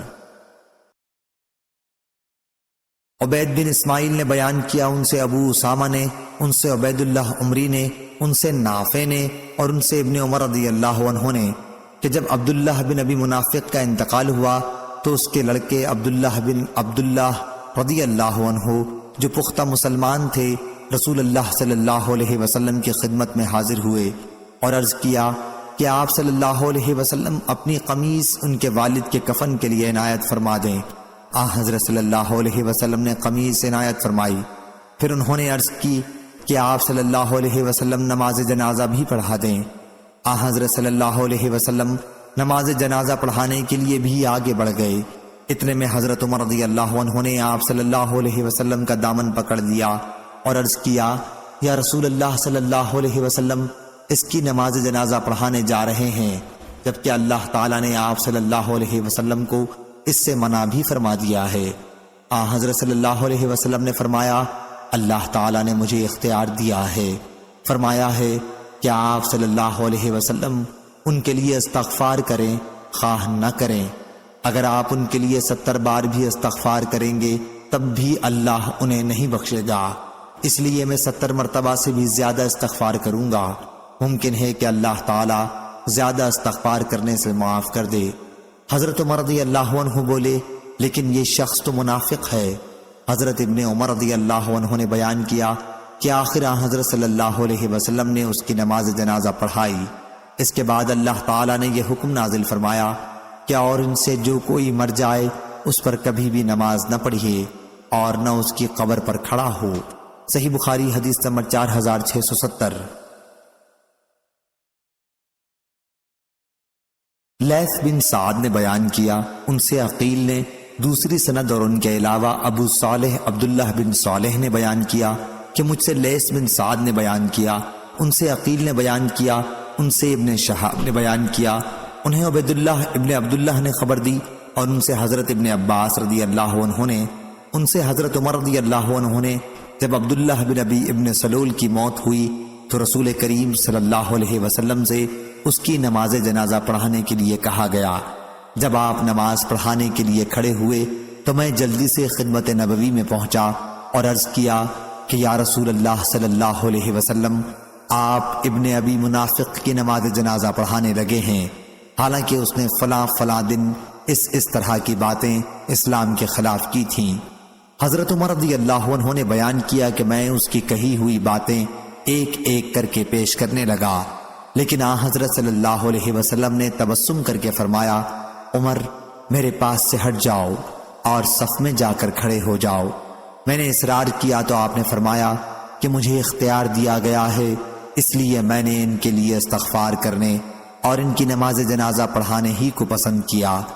اگر مجھے یہ معلوم ہو جائے کہ 70 مرتبہ سے زیادہ استغفار کرنے سے اس کی مغفرت ہو جائے گی تو میں 70 مرتبہ سے زیادہ استغفار کروں گا۔ بیان کیا کہ پھر حضرت صلی اللہ علیہ وسلم نے نماز پڑھائی اور واپس تشریف لائے۔ تھوڑی دیر ابھی ہوئی تھی کہ سورہ برد کی 2 آیتیں نازل ہوئیں کہ ان میں سے جو کوئی مر جائے اس پر کبھی بھی نماز نہ پڑھیے، آخر آیت وہم فاسقون تک۔ حضرت عمر رضی اللہ عنہ نے بیان کیا کہ بعد میں مجھے حضرت صلی اللہ علیہ وسلم کے سامنے اپنی اس درجہ جرت پر خود بھی حیرت ہوئی، اور اللہ اور اس کے رسول بہتر جاننے والے ہیں۔ صحیح بخاری حدیث نمبر 4671۔ ابن عمر رضی اللہ عنہ نے بیان کیا کہ جب عبداللہ بن ابی کا انتقال ہوا تو اس کے بیٹے عبداللہ بن ابی رسول کریم صلی اللہ علیہ وسلم کی خدمت میں آئے۔ حضرت صلی اللہ علیہ وسلم نے انہیں اپنا کرتا عنایت فرمایا اور فرمایا کہ اس کرتے سے اسے کفن دیا جائے۔ پھر آپ اس پر نماز پڑھانے کے لیے کھڑے ہوئے تو عمر رضی اللہ عنہ نے آپ کا دامن پکڑ لیا اور عرض کیا، آپ اس پر نماز پڑھانے کے لیے تیار ہو گئے، حالانکہ یہ منافق ہے، اللہ تعالیٰ بھی آپ کو ان کے لیے استغفار سے منع کر چکا ہے۔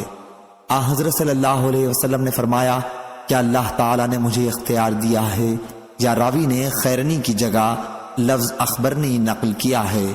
اللہ تعالیٰ کا ارشاد ہے کہ آپ ان کے لیے استغفار کریں خواہ نہ کریں، اگر آپ ان کے لیے 70 بار بھی استغفار کریں گے جب بھی اللہ انہیں نہیں بخشے گا۔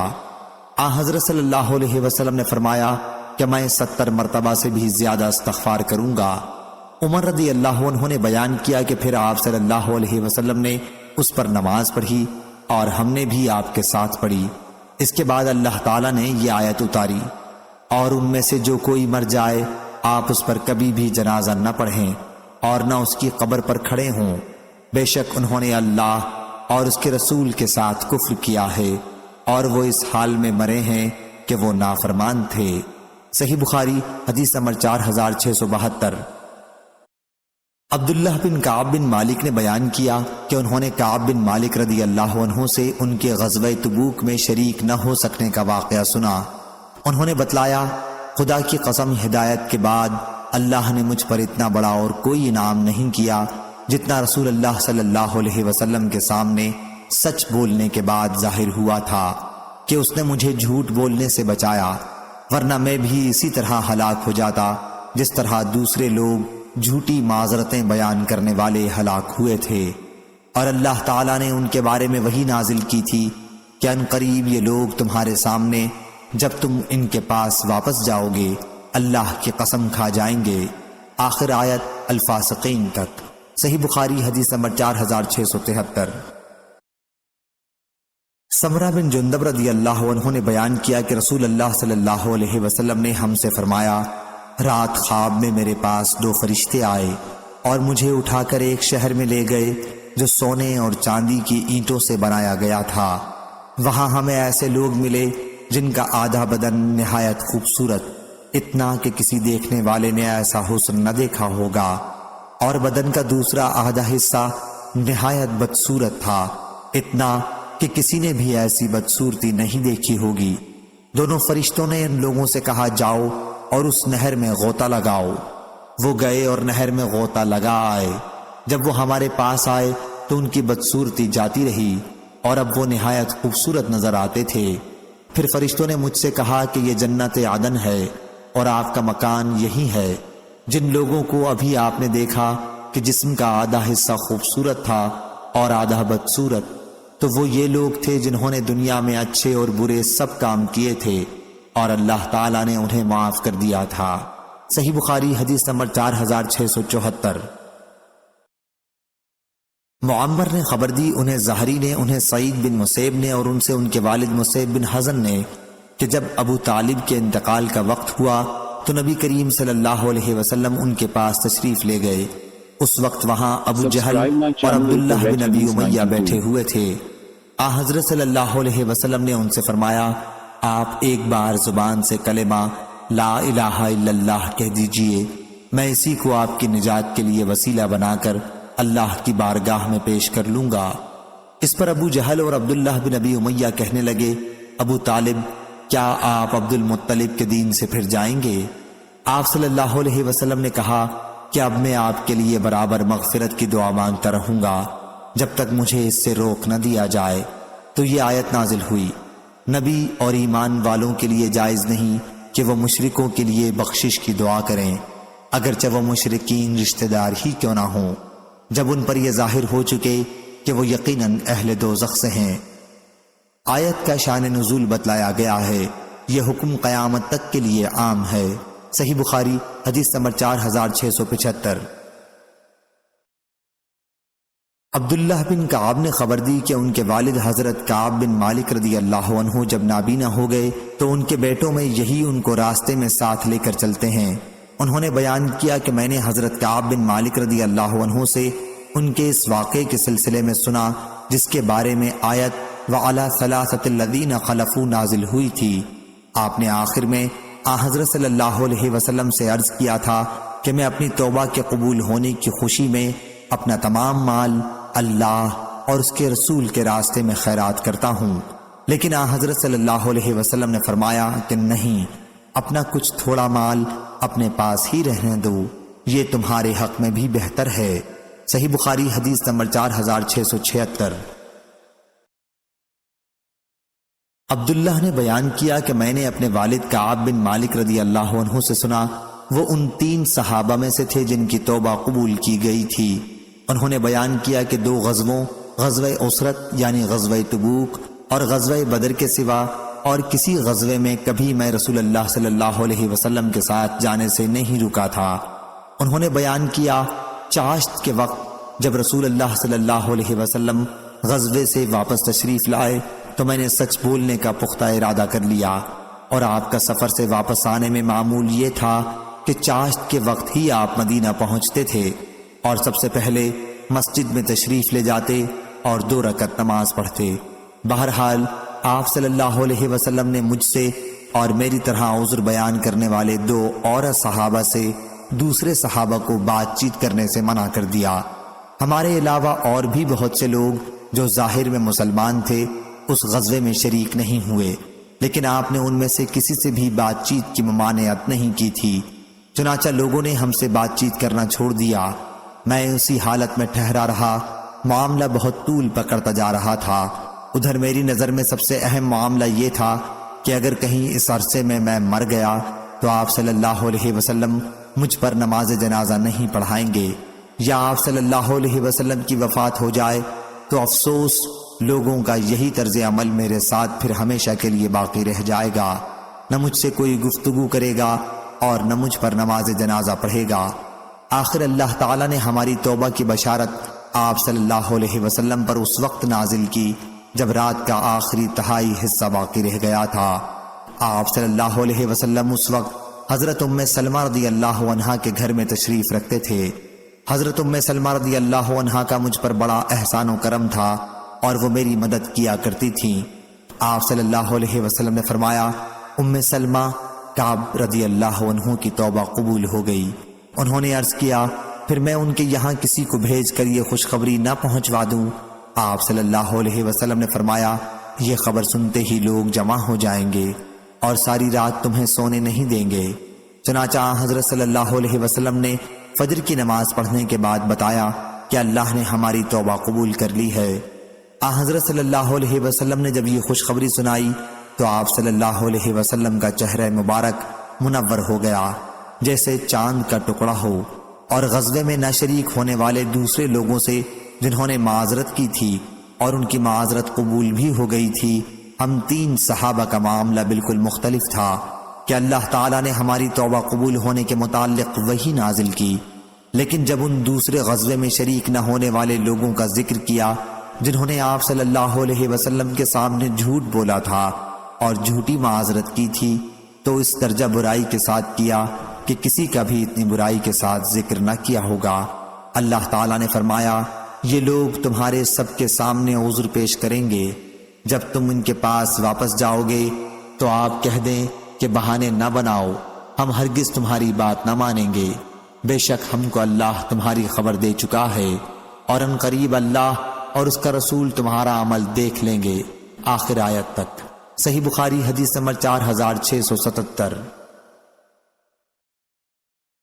لیث بن سعد نے بیان کیا، ان سے عقیل نے، ان سے ابن شہاب نے، ان سے عبد الرحمن بن عبداللہ بن کعب بن مالک نے، اور ان سے عبداللہ بن کعب بن مالک نے، وہ حضرت کعب بن مالک رضی اللہ عنہ کو ساتھ لے کر چلتے تھے جب وہ نابینا ہو گئے تھے۔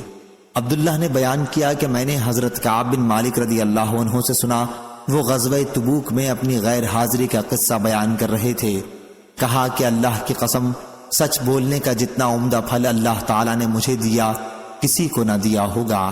جب سے رسول اللہ صلی اللہ علیہ وسلم کے سامنے میں نے اس بارے میں سچی بات کہی تھی، اس وقت سے آج تک کبھی جھوٹ کا ارادہ بھی نہیں کیا، اور اللہ نے اپنے رسول صلی اللہ علیہ وسلم پر یہ آیت نازل کی تھی کہ بے شک اللہ نے نبی پر اور مہاجرین و انصار پر رحمت کے ساتھ توجہ فرمائی، آخر آیت مع الصادقین تک۔ صحیح بخاری حدیث نمبر 4678۔ عبید اللہ بن سباق نے خبر دی اور ان سے زید بن ثابت انصاری رضی اللہ عنہ نے، جو کاتب وحی تھے، بیان کیا کہ جب 11 ہجری میں یمامہ کی لڑائی میں جو مسلمہ کذاب سے ہوئی تھی، بہت سے صحابہ رضی اللہ عنہ مارے گئے، تو حضرت ابو بکر صدیق رضی اللہ عنہ نے مجھے بلایا۔ ان کے پاس حضرت عمر رضی اللہ عنہ بھی موجود تھے۔ انہوں نے مجھ سے کہا، عمر رضی اللہ عنہ میرے پاس آئے اور کہا کہ جنگ یمامہ میں بہت زیادہ مسلمان شہید ہو گئے ہیں، اور مجھے خطرہ ہے کہ کفار کے ساتھ لڑائیوں میں یوں ہی قرآن کے علماء اور قاری شہید ہوں گے، اور اس طرح بہت سا قرآن ضائع ہو جائے گا۔ اب تو ایک ہی صورت ہے کہ آپ قرآن کو ایک جگہ جمع کرا دیں، اور میری رائے تو یہ ہے کہ آپ ضرور قرآن کو جمع کرا دیں۔ حضرت ابو بکر رضی اللہ عنہ نے کہا کہ اس پر میں نے عمر رضی اللہ عنہ سے کہا، ایسا کام میں کس طرح کر سکتا ہوں جو خود رسول اللہ صلی اللہ علیہ وسلم نے نہیں کیا تھا؟ حضرت عمر رضی اللہ عنہ نے کہا، خدا کی قسم یہ تو محض ایک نیک کام ہے۔ اس کے بعد عمر رضی اللہ عنہ مجھ سے اس معاملے پر بات کرتے رہے، اور آخر میں اللہ تعالیٰ نے اس خدمت کے لیے میرا بھی سینہ کھول دیا، اور میری بھی رائے وہی ہو گئی جو عمر رضی اللہ عنہ کی تھی۔ زید بن ثابت رضی اللہ عنہ نے بیان کیا کہ عمر رضی اللہ عنہ وہیں خاموش بیٹھے ہوئے تھے، پھر ابو بکر رضی اللہ عنہ نے کہا تم جوان اور سمجھدار ہو، ہمیں تم پر کسی قسم کا شبہ نہیں، اور تم حضرت صلی اللہ علیہ وسلم کی وحی لکھا بھی کرتے تھے، اس لیے تم ہی قرآن مجید کو جا بجا سے تلاش کر کے اسے جمع کر دو۔ خدا کی قسم کہ اگر حضرت ابو بکر رضی اللہ عنہ مجھ کو کوئی پہاڑ اٹھا کے لے جانے کے لیے کہتے تو یہ میرے لیے اتنا بھاری نہ تھا جتنا قرآن کی ترتیب کا حکم۔ میں نے عرض کیا آپ لوگ ایک ایسے کام کے کرنے پر کس طرح آمادہ ہو گئے جسے رسول اللہ صلی اللہ علیہ وسلم نے نہیں کیا تھا؟ تو ابو بکر رضی اللہ عنہ نے کہا کہ خدا کی قسم یہ ایک نیک کام ہے۔ پھر میں ان سے اس مسئلے پر گفتگو کرتا رہا یہاں تک کہ اللہ تعالیٰ نے اس خدمت کے لیے میرا بھی سینہ کھول دیا جس طرح ابو بکر و عمر رضی اللہ عنہ کا سینہ کھولا تھا۔ چنانچہ میں اٹھا اور میں نے کھال، ہڈی اور کھجور کی شاخوں سے جن پر قرآن مجید لکھا ہوا تھا اس دور کے رواج کے مطابق قرآن مجید کو جمع کرنا شروع کر دیا، اور لوگوں کو جو قرآن کے حافظ تھے حافظ سے بھی مدد لی، اور سورہ توبہ کی 2 آیتیں خزیمہ انصاری رضی اللہ عنہ کے پاس مجھے ملی، ان کے علاوہ کسی کے پاس مجھے نہیں ملی تھیں۔ وہ آیتیں یہ تھیں لَقَدْ جَاءَكُمْ رَسُولٌ مِّنْ أَنفُسِكُمْ عَزِيزٌ عَلَيْهِ مَا عَنِتُّمْ حَرِيصٌ عَلَيْكُمْ آخر تک۔ پھر مصحف جس میں قرآن مجید جمع کیا گیا تھا ابو بکر صدیق رضی اللہ عنہ کے پاس رہا، آپ کی وفات کے بعد عمر رضی اللہ عنہ کے پاس محفوظ رہا، پھر آپ کی وفات کے بعد آپ کی صاحبزادی ام المومنین حفصہ رضی اللہ عنہا کے پاس محفوظ رہا۔ شعیب کے ساتھ اس حدیث کو عثمان بن عمر اور لیث بن سعد نے بھی یونس سے، انہوں نے ابن شہاب سے روایت کیا، اور لیث نے کہا کہ مجھ سے عبد الرحمن بن خالد نے بیان کیا، انہوں نے ابن شہاب سے روایت کیا، اس میں خزیمہ کے بدلے ابو خزیمہ انصاری ہے، اور موسیٰ نے ابراہیم سے روایت کی، کہا ہم سے ابن شہاب نے بیان کیا، اس روایت میں بھی ابو خزیمہ ہے۔ موسیٰ بن اسماعیل کے ساتھ اس حدیث کو یعقوب بن ابراہیم نے بھی اپنے والد ابراہیم بن سعد سے روایت کیا، اور ابو ثابت محمد بن عبید اللہ مدنی نے کہا ہم سے ابراہیم نے بیان کیا، اس روایت میں شک کے ساتھ خزیمہ یا ابو خزیمہ مذکور ہے۔ صحیح بخاری حدیث نمبر 4679۔ حضرت عبداللہ بن عباس رضی اللہ عنہ نے بیان کیا کہ جب نبی کریم صلی اللہ علیہ وسلم مدینہ تشریف لائے تو یہود عاشورہ کا روزہ رکھتے تھے۔ انہوں نے بتایا کہ اسی دن موسیٰ علیہ السلام کو فرعون پر فتح ملی تھی۔ اس پر حضرت صلی اللہ علیہ وسلم نے صحابہ رضی اللہ عنہم سے فرمایا کہ موسیٰ علیہ السلام کے ہم ان سے بھی زیادہ مستحق ہیں، اس لیے تم بھی روزہ رکھو۔ صحیح بخاری حدیث نمبر 4680۔ محمد بن عباد بن جعفر نے خبر دی اور انہوں نے حضرت ابن عباس رضی اللہ عنہ سے سنا کہ آپ آیت کی قرأت اس طرح کرتے تھے الا انہم تثنونی صدورہم۔ میں نے ان سے آیت کے متعلق پوچھا، انہوں نے کہا کہ کچھ لوگ اس میں حیا کرتے تھے کہ کھلی ہوئی جگہ میں حاجت کے لیے بیٹھنے میں، آسمان کی طرف سطر کھولنے میں، اس طرح صحبت کرتے وقت آسمان کی طرف کھولنے میں پروردگار سے شرماتے۔ صحیح بخاری حدیث نمبر 4681۔ محمد بن عباد بن جعفر نے خبر دی کہ حضرت ابن عباس رضی اللہ عنہ اس طرح قرأت کرتے تھے الا انہم یثنونی صدورہم۔ محمد بن عباد نے پوچھا اے ابو العباس، یثنونی صدورہم کا کیا مطلب ہے؟ بتلایا کہ کچھ لوگ اپنی بیوی سے ہم بستری کرنے میں حیا کرتے اور خلا کے لیے بیٹھتے ہوئے بھی حیا کرتے تھے، انہی کے بارے میں یہ آیت نازل ہوئی کہ الا انہم یثنونی صدورہم آخر آیت تک۔ صحیح بخاری حدیث نمبر 4682۔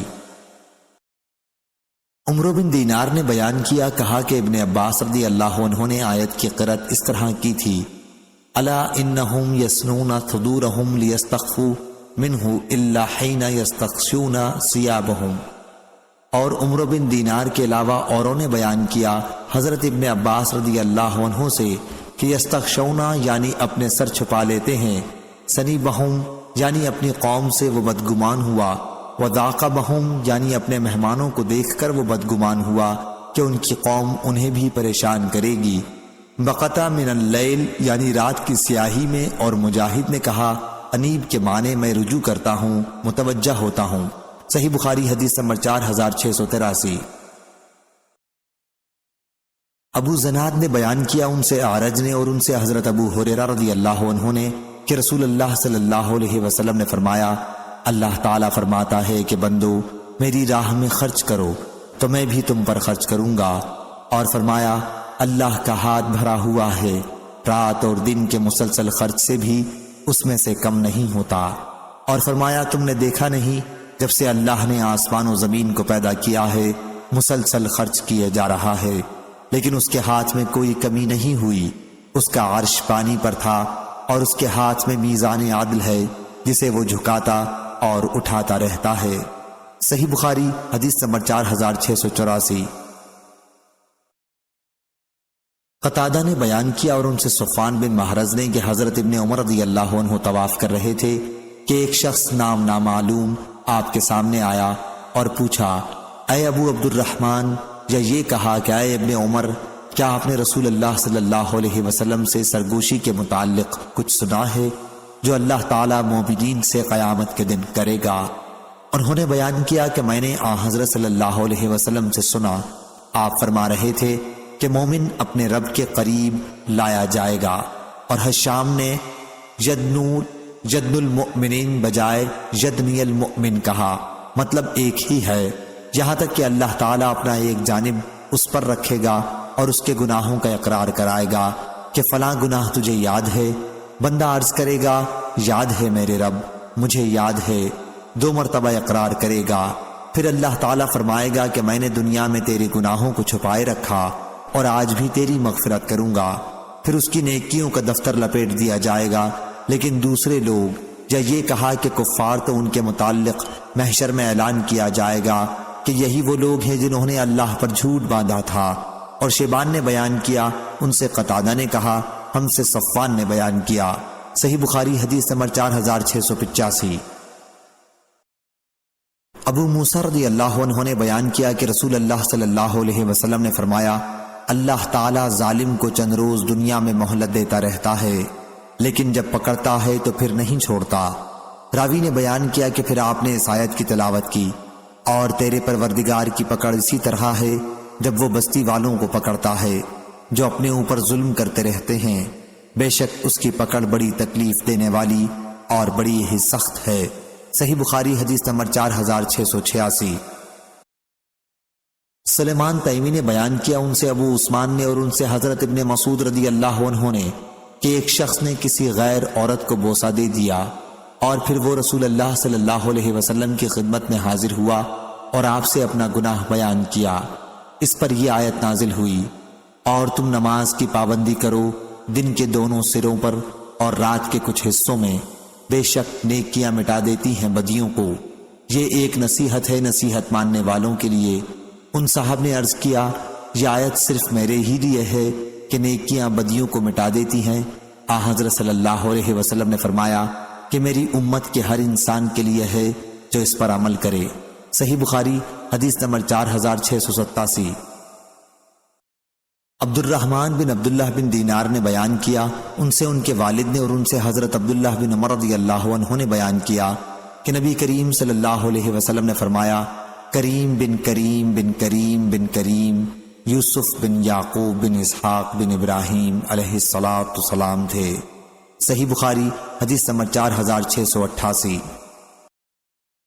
حضرت ابو ہریرہ رضی اللہ عنہ نے بیان کیا کہ رسول اللہ صلی اللہ علیہ وسلم سے کسی نے سوال کیا کہ انسانوں میں کون سب سے زیادہ شریف ہے، تو آپ صلی اللہ علیہ وسلم نے فرمایا کہ سب سے زیادہ شریف وہ ہے جو سب سے زیادہ متقی ہو۔ صحابہ رضی اللہ عنہم نے عرض کیا کہ ہمارے سوال کا مقصد یہ نہیں۔ حضرت صلی اللہ علیہ وسلم نے فرمایا کہ پھر سب سے زیادہ شریف حضرت یوسف علیہ السلام ہیں، نبی اللہ بن نبی اللہ بن نبی اللہ بن خلیل اللہ۔ صحابہ رضی اللہ عنہم نے عرض کیا کہ ہمارے سوال کا یہ بھی مقصد نہیں۔ حضرت صلی اللہ علیہ وسلم نے فرمایا، اچھا عرب کے خاندانوں کے متعلق تم معلوم کرنا چاہتے ہو؟ صحابہ رضی اللہ عنہم نے عرض کیا، جی ہاں۔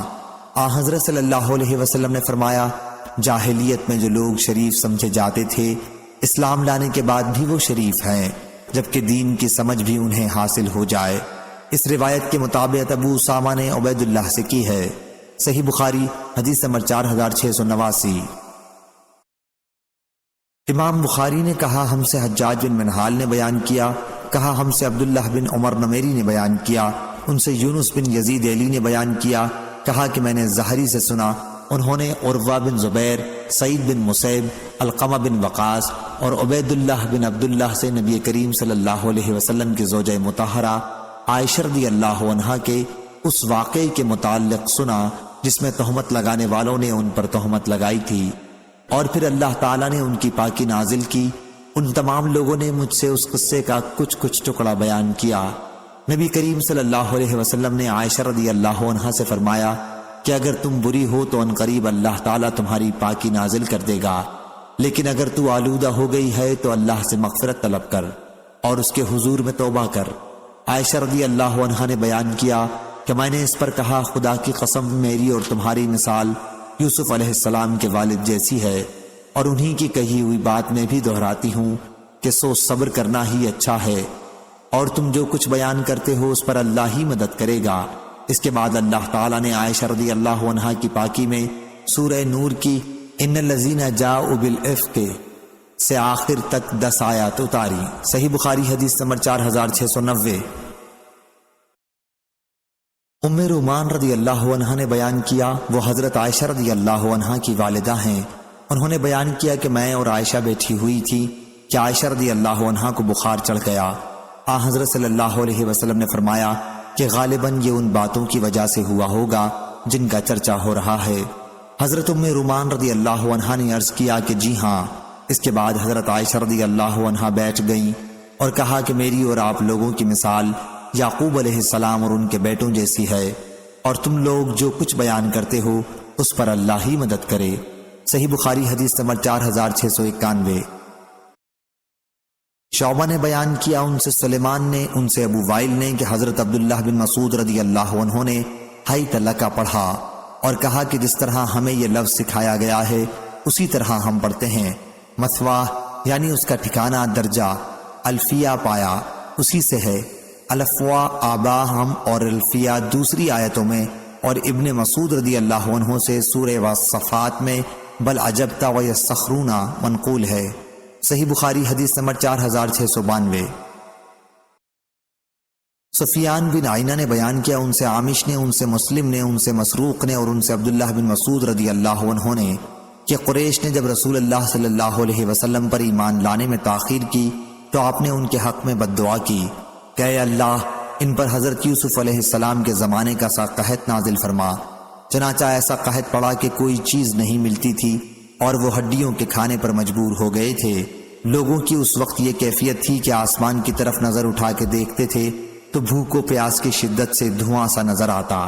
اللہ تعالیٰ نے فرمایا تو آپ انتظار کیجئے اس روز کا جب آسمان کی طرف ایک نظر آنے والا دھواں پیدا ہو، اور فرمایا بے شک ہم اس عذاب کو ہٹا لیں گے اور تم بھی اپنی پہلی حالت پر لوٹ آؤ گے۔ حضرت ابن مسعود رضی اللہ عنہ نے کہا کہ عذاب سے یہی قحط کا عذاب مراد ہے، کیونکہ آخرت کا عذاب کافروں سے ٹلنے والا نہیں ہے۔ صحیح بخاری حدیث نمبر 4693۔ سعید بن مسیب اور ابو سلمہ بن عبد الرحمن نے بیان کیا اور ان سے حضرت ابو ہریرہ رضی اللہ عنہ نے بیان کیا کہ رسول اللہ صلی اللہ علیہ وسلم نے فرمایا اللہ لوط علیہ السلام پر اپنی رحمت نازل فرمائے کہ انہوں نے ایک زبردست سہارے کی پناہ لینے کے لیے کہا تھا، اور اگر میں قید خانے میں اتنے دنوں تک رہ چکا ہوتا جتنے دن یوسف علیہ السلام رہے تھے تو بلانے والے کی بات رد نہ کرتا، اور ہم کو تو ابراہیم علیہ السلام کے بنسبت شک ہونا زیادہ سزاوار ہے۔ جب اللہ پاک نے ان سے فرمایا کیا تجھ کو یقین نہیں؟ انہوں نے کہا کیوں نہیں، یقین تو ہے پر میں چاہتا ہوں کہ اور اطمینان ہو جائے۔ صحیح بخاری حدیث نمبر 4694۔ عروہ بن زبیر نے خبر دی اور ان سے حضرت عائشہ رضی اللہ عنہا نے بیان کیا، عروہ نے ان سے آیت حتی اذا استیاس الرسل کے متعلق پوچھا تھا۔ عروہ نے بیان کیا کہ میں نے پوچھا تھا آیت میں کذبوا تخفیف کے ساتھ یا کذبوا تشدید کے ساتھ؟ اس پر حضرت عائشہ رضی اللہ عنہا نے کہا کہ کذبوا تشدید کے ساتھ۔ اس پر میں نے ان سے کہا کہ انبیاء تو یقین کے ساتھ جانتے تھے کہ ان کی قوم انہیں جھٹلا رہی ہے، پھر ظنوا سے کیا مراد ہے؟ انہوں نے کہا اپنی زندگی کی قسم بے شک پیغمبروں کو اس کا یقین تھا، میں نے کہا کذبوا تخفیف زال کے ساتھ پڑھیں تو کیا قباحت ہے؟ انہوں نے کہا معاذ اللہ، کہیں پیغمبر اپنے پروردگار کی نسبت ایسا گمان کر سکتے ہیں؟ میں نے کہا اچھا اس آیت کا مطلب کیا ہے؟ انہوں نے کہا مطلب یہ ہے کہ پیغمبروں کو جن لوگوں نے مانا ان کی تصدیق کی جب ان پر ایک مدت دراز تک آفت اور مصیبت آتی رہی اور اللہ کی مدد آنے میں دیر ہوئی اور پیغمبر ان کے ایمان لانے سے نا امید ہو گئے جنہوں نے ان کو جھٹلایا تھا، اور یہ گمان کرنے لگے کہ جو لوگ ایمان لائے ہیں اب وہ بھی ہم کو جھوٹا سمجھنے لگیں گے، اس وقت اللہ کی مدد آن پہنچی۔ صحیح بخاری حدیث نمبر 4695۔ عروہ بن زبیر نے خبر دی کہ میں نے حضرت عائشہ رضی اللہ عنہا سے کہا ہو سکتا ہے یہ کذبوا تخفیف زال کے ساتھ ہو، تو انہوں نے فرمایا معاذ اللہ، پھر وہی حدیث بیان کی جو اوپر گزری۔ صحیح بخاری حدیث نمبر 4696۔ امام مالک نے بیان کیا ان سے عبداللہ بن دینار نے اور ان سے عبداللہ بن عمر رضی اللہ عنہ نے بیان کیا کہ رسول اللہ صلی اللہ علیہ وسلم نے فرمایا غیب کی 5 کنجیاں ہیں جنہیں اللہ کے سوا کوئی نہیں جانتا۔ اللہ کے سوا کوئی نہیں جانتا کہ کل کیا ہونے والا ہے، اللہ کے سوا کوئی نہیں جانتا کہ عورتوں کے رحم میں کیا کمی بیشی ہوتی رہتی ہے، اللہ کے سوا کوئی نہیں جانتا کہ بارش کب برسے گی، کوئی شخص نہیں جانتا کہ اس کی موت کہاں ہوگی، اور اللہ کے سوا کوئی نہیں جانتا کہ قیامت کب قائم ہوگی۔ صحیح بخاری حدیث نمبر 4697۔ ابن عمر رضی اللہ عنہ نے بیان کیا کہ ہم رسول اللہ صلی اللہ علیہ وسلم کی خدمت میں حاضر تھے، آپ نے دریافت فرمایا اچھا مجھ کو بتلاؤ تو وہ کون سا درخت ہے جو مسلمان کی مانند ہے، جس کے پتے نہیں گرتے، ہر وقت میوہ دے جاتا ہے؟ ابن عمر رضی اللہ عنہ کہتے ہیں میرے دل میں آیا وہ کھجور کا درخت ہے، مگر میں نے دیکھا کہ حضرت ابو بکر اور عمر رضی اللہ عنہ بیٹھے ہوئے ہیں، انہوں نے جواب نہیں دیا تو مجھ کو ان بزرگوں کے سامنے کلام کرنا اچھا معلوم نہیں ہوا۔ جب ان لوگوں نے کچھ جواب نہیں دیا تو آن حضرت صلی اللہ علیہ وسلم نے خود ہی فرمایا وہ کھجور کا درخت ہے۔ جب ہم اس مجلس سے کھڑے ہوئے تو میں نے اپنے والد حضرت عمر رضی اللہ عنہ سے عرض کیا بابا اللہ کی قسم میرے دل میں آیا تھا کہ میں کہہ دوں وہ کھجور کا درخت ہے۔ انہوں نے کہا پھر تو نے کہہ کیوں نہیں دیا؟ میں نے کہا آپ لوگوں نے کوئی بات نہیں کی، میں نے آگے بڑھ کر بات کرنا مناسب نہ جانا۔ انہوں نے کہا واہ اگر تو اس وقت کہہ دیتا تو مجھ کو اتنے لال لال اونٹ کا مال ملنے سے بھی زیادہ خوشی ہوتی۔ صحیح بخاری حدیث نمبر 4698۔ علقمہ بن مرثد نے خبر دی، انہوں نے کہا کہ میں نے سعد بن عبیدہ سے سنا اور انہوں نے برا بن عازب رضی اللہ عنہ سے کہ رسول اللہ صلی اللہ علیہ وسلم نے فرمایا مسلمان سے جب قبر میں سوال ہوگا تو وہ گواہی دے گا کہ اللہ کے سوا کوئی معبود نہیں اور یہ کہ محمد اللہ کے رسول ہیں۔ اللہ تعالیٰ کے ارشاد اللہ ایمان والوں کو اس پکی بات کی برکت سے مضبوط رکھتا ہے، دنیاوی زندگی میں بھی اور آخرت میں بھی کا یہی مطلب ہے۔ صحیح بخاری حدیث نمبر 4699۔ سفیان بن عینہ نے بیان کیا ان سے عمر بن دینار نے، ان سے عطا بن ابی رباح نے، اور انہوں نے حضرت ابن عباس رضی اللہ عنہ سے سنا کہ آیت الم تر الی الذین بدلوا نعمت اللہ کفرا میں کفار سے اہل مکہ مراد ہیں۔ صحیح بخاری حدیث نمبر 4700۔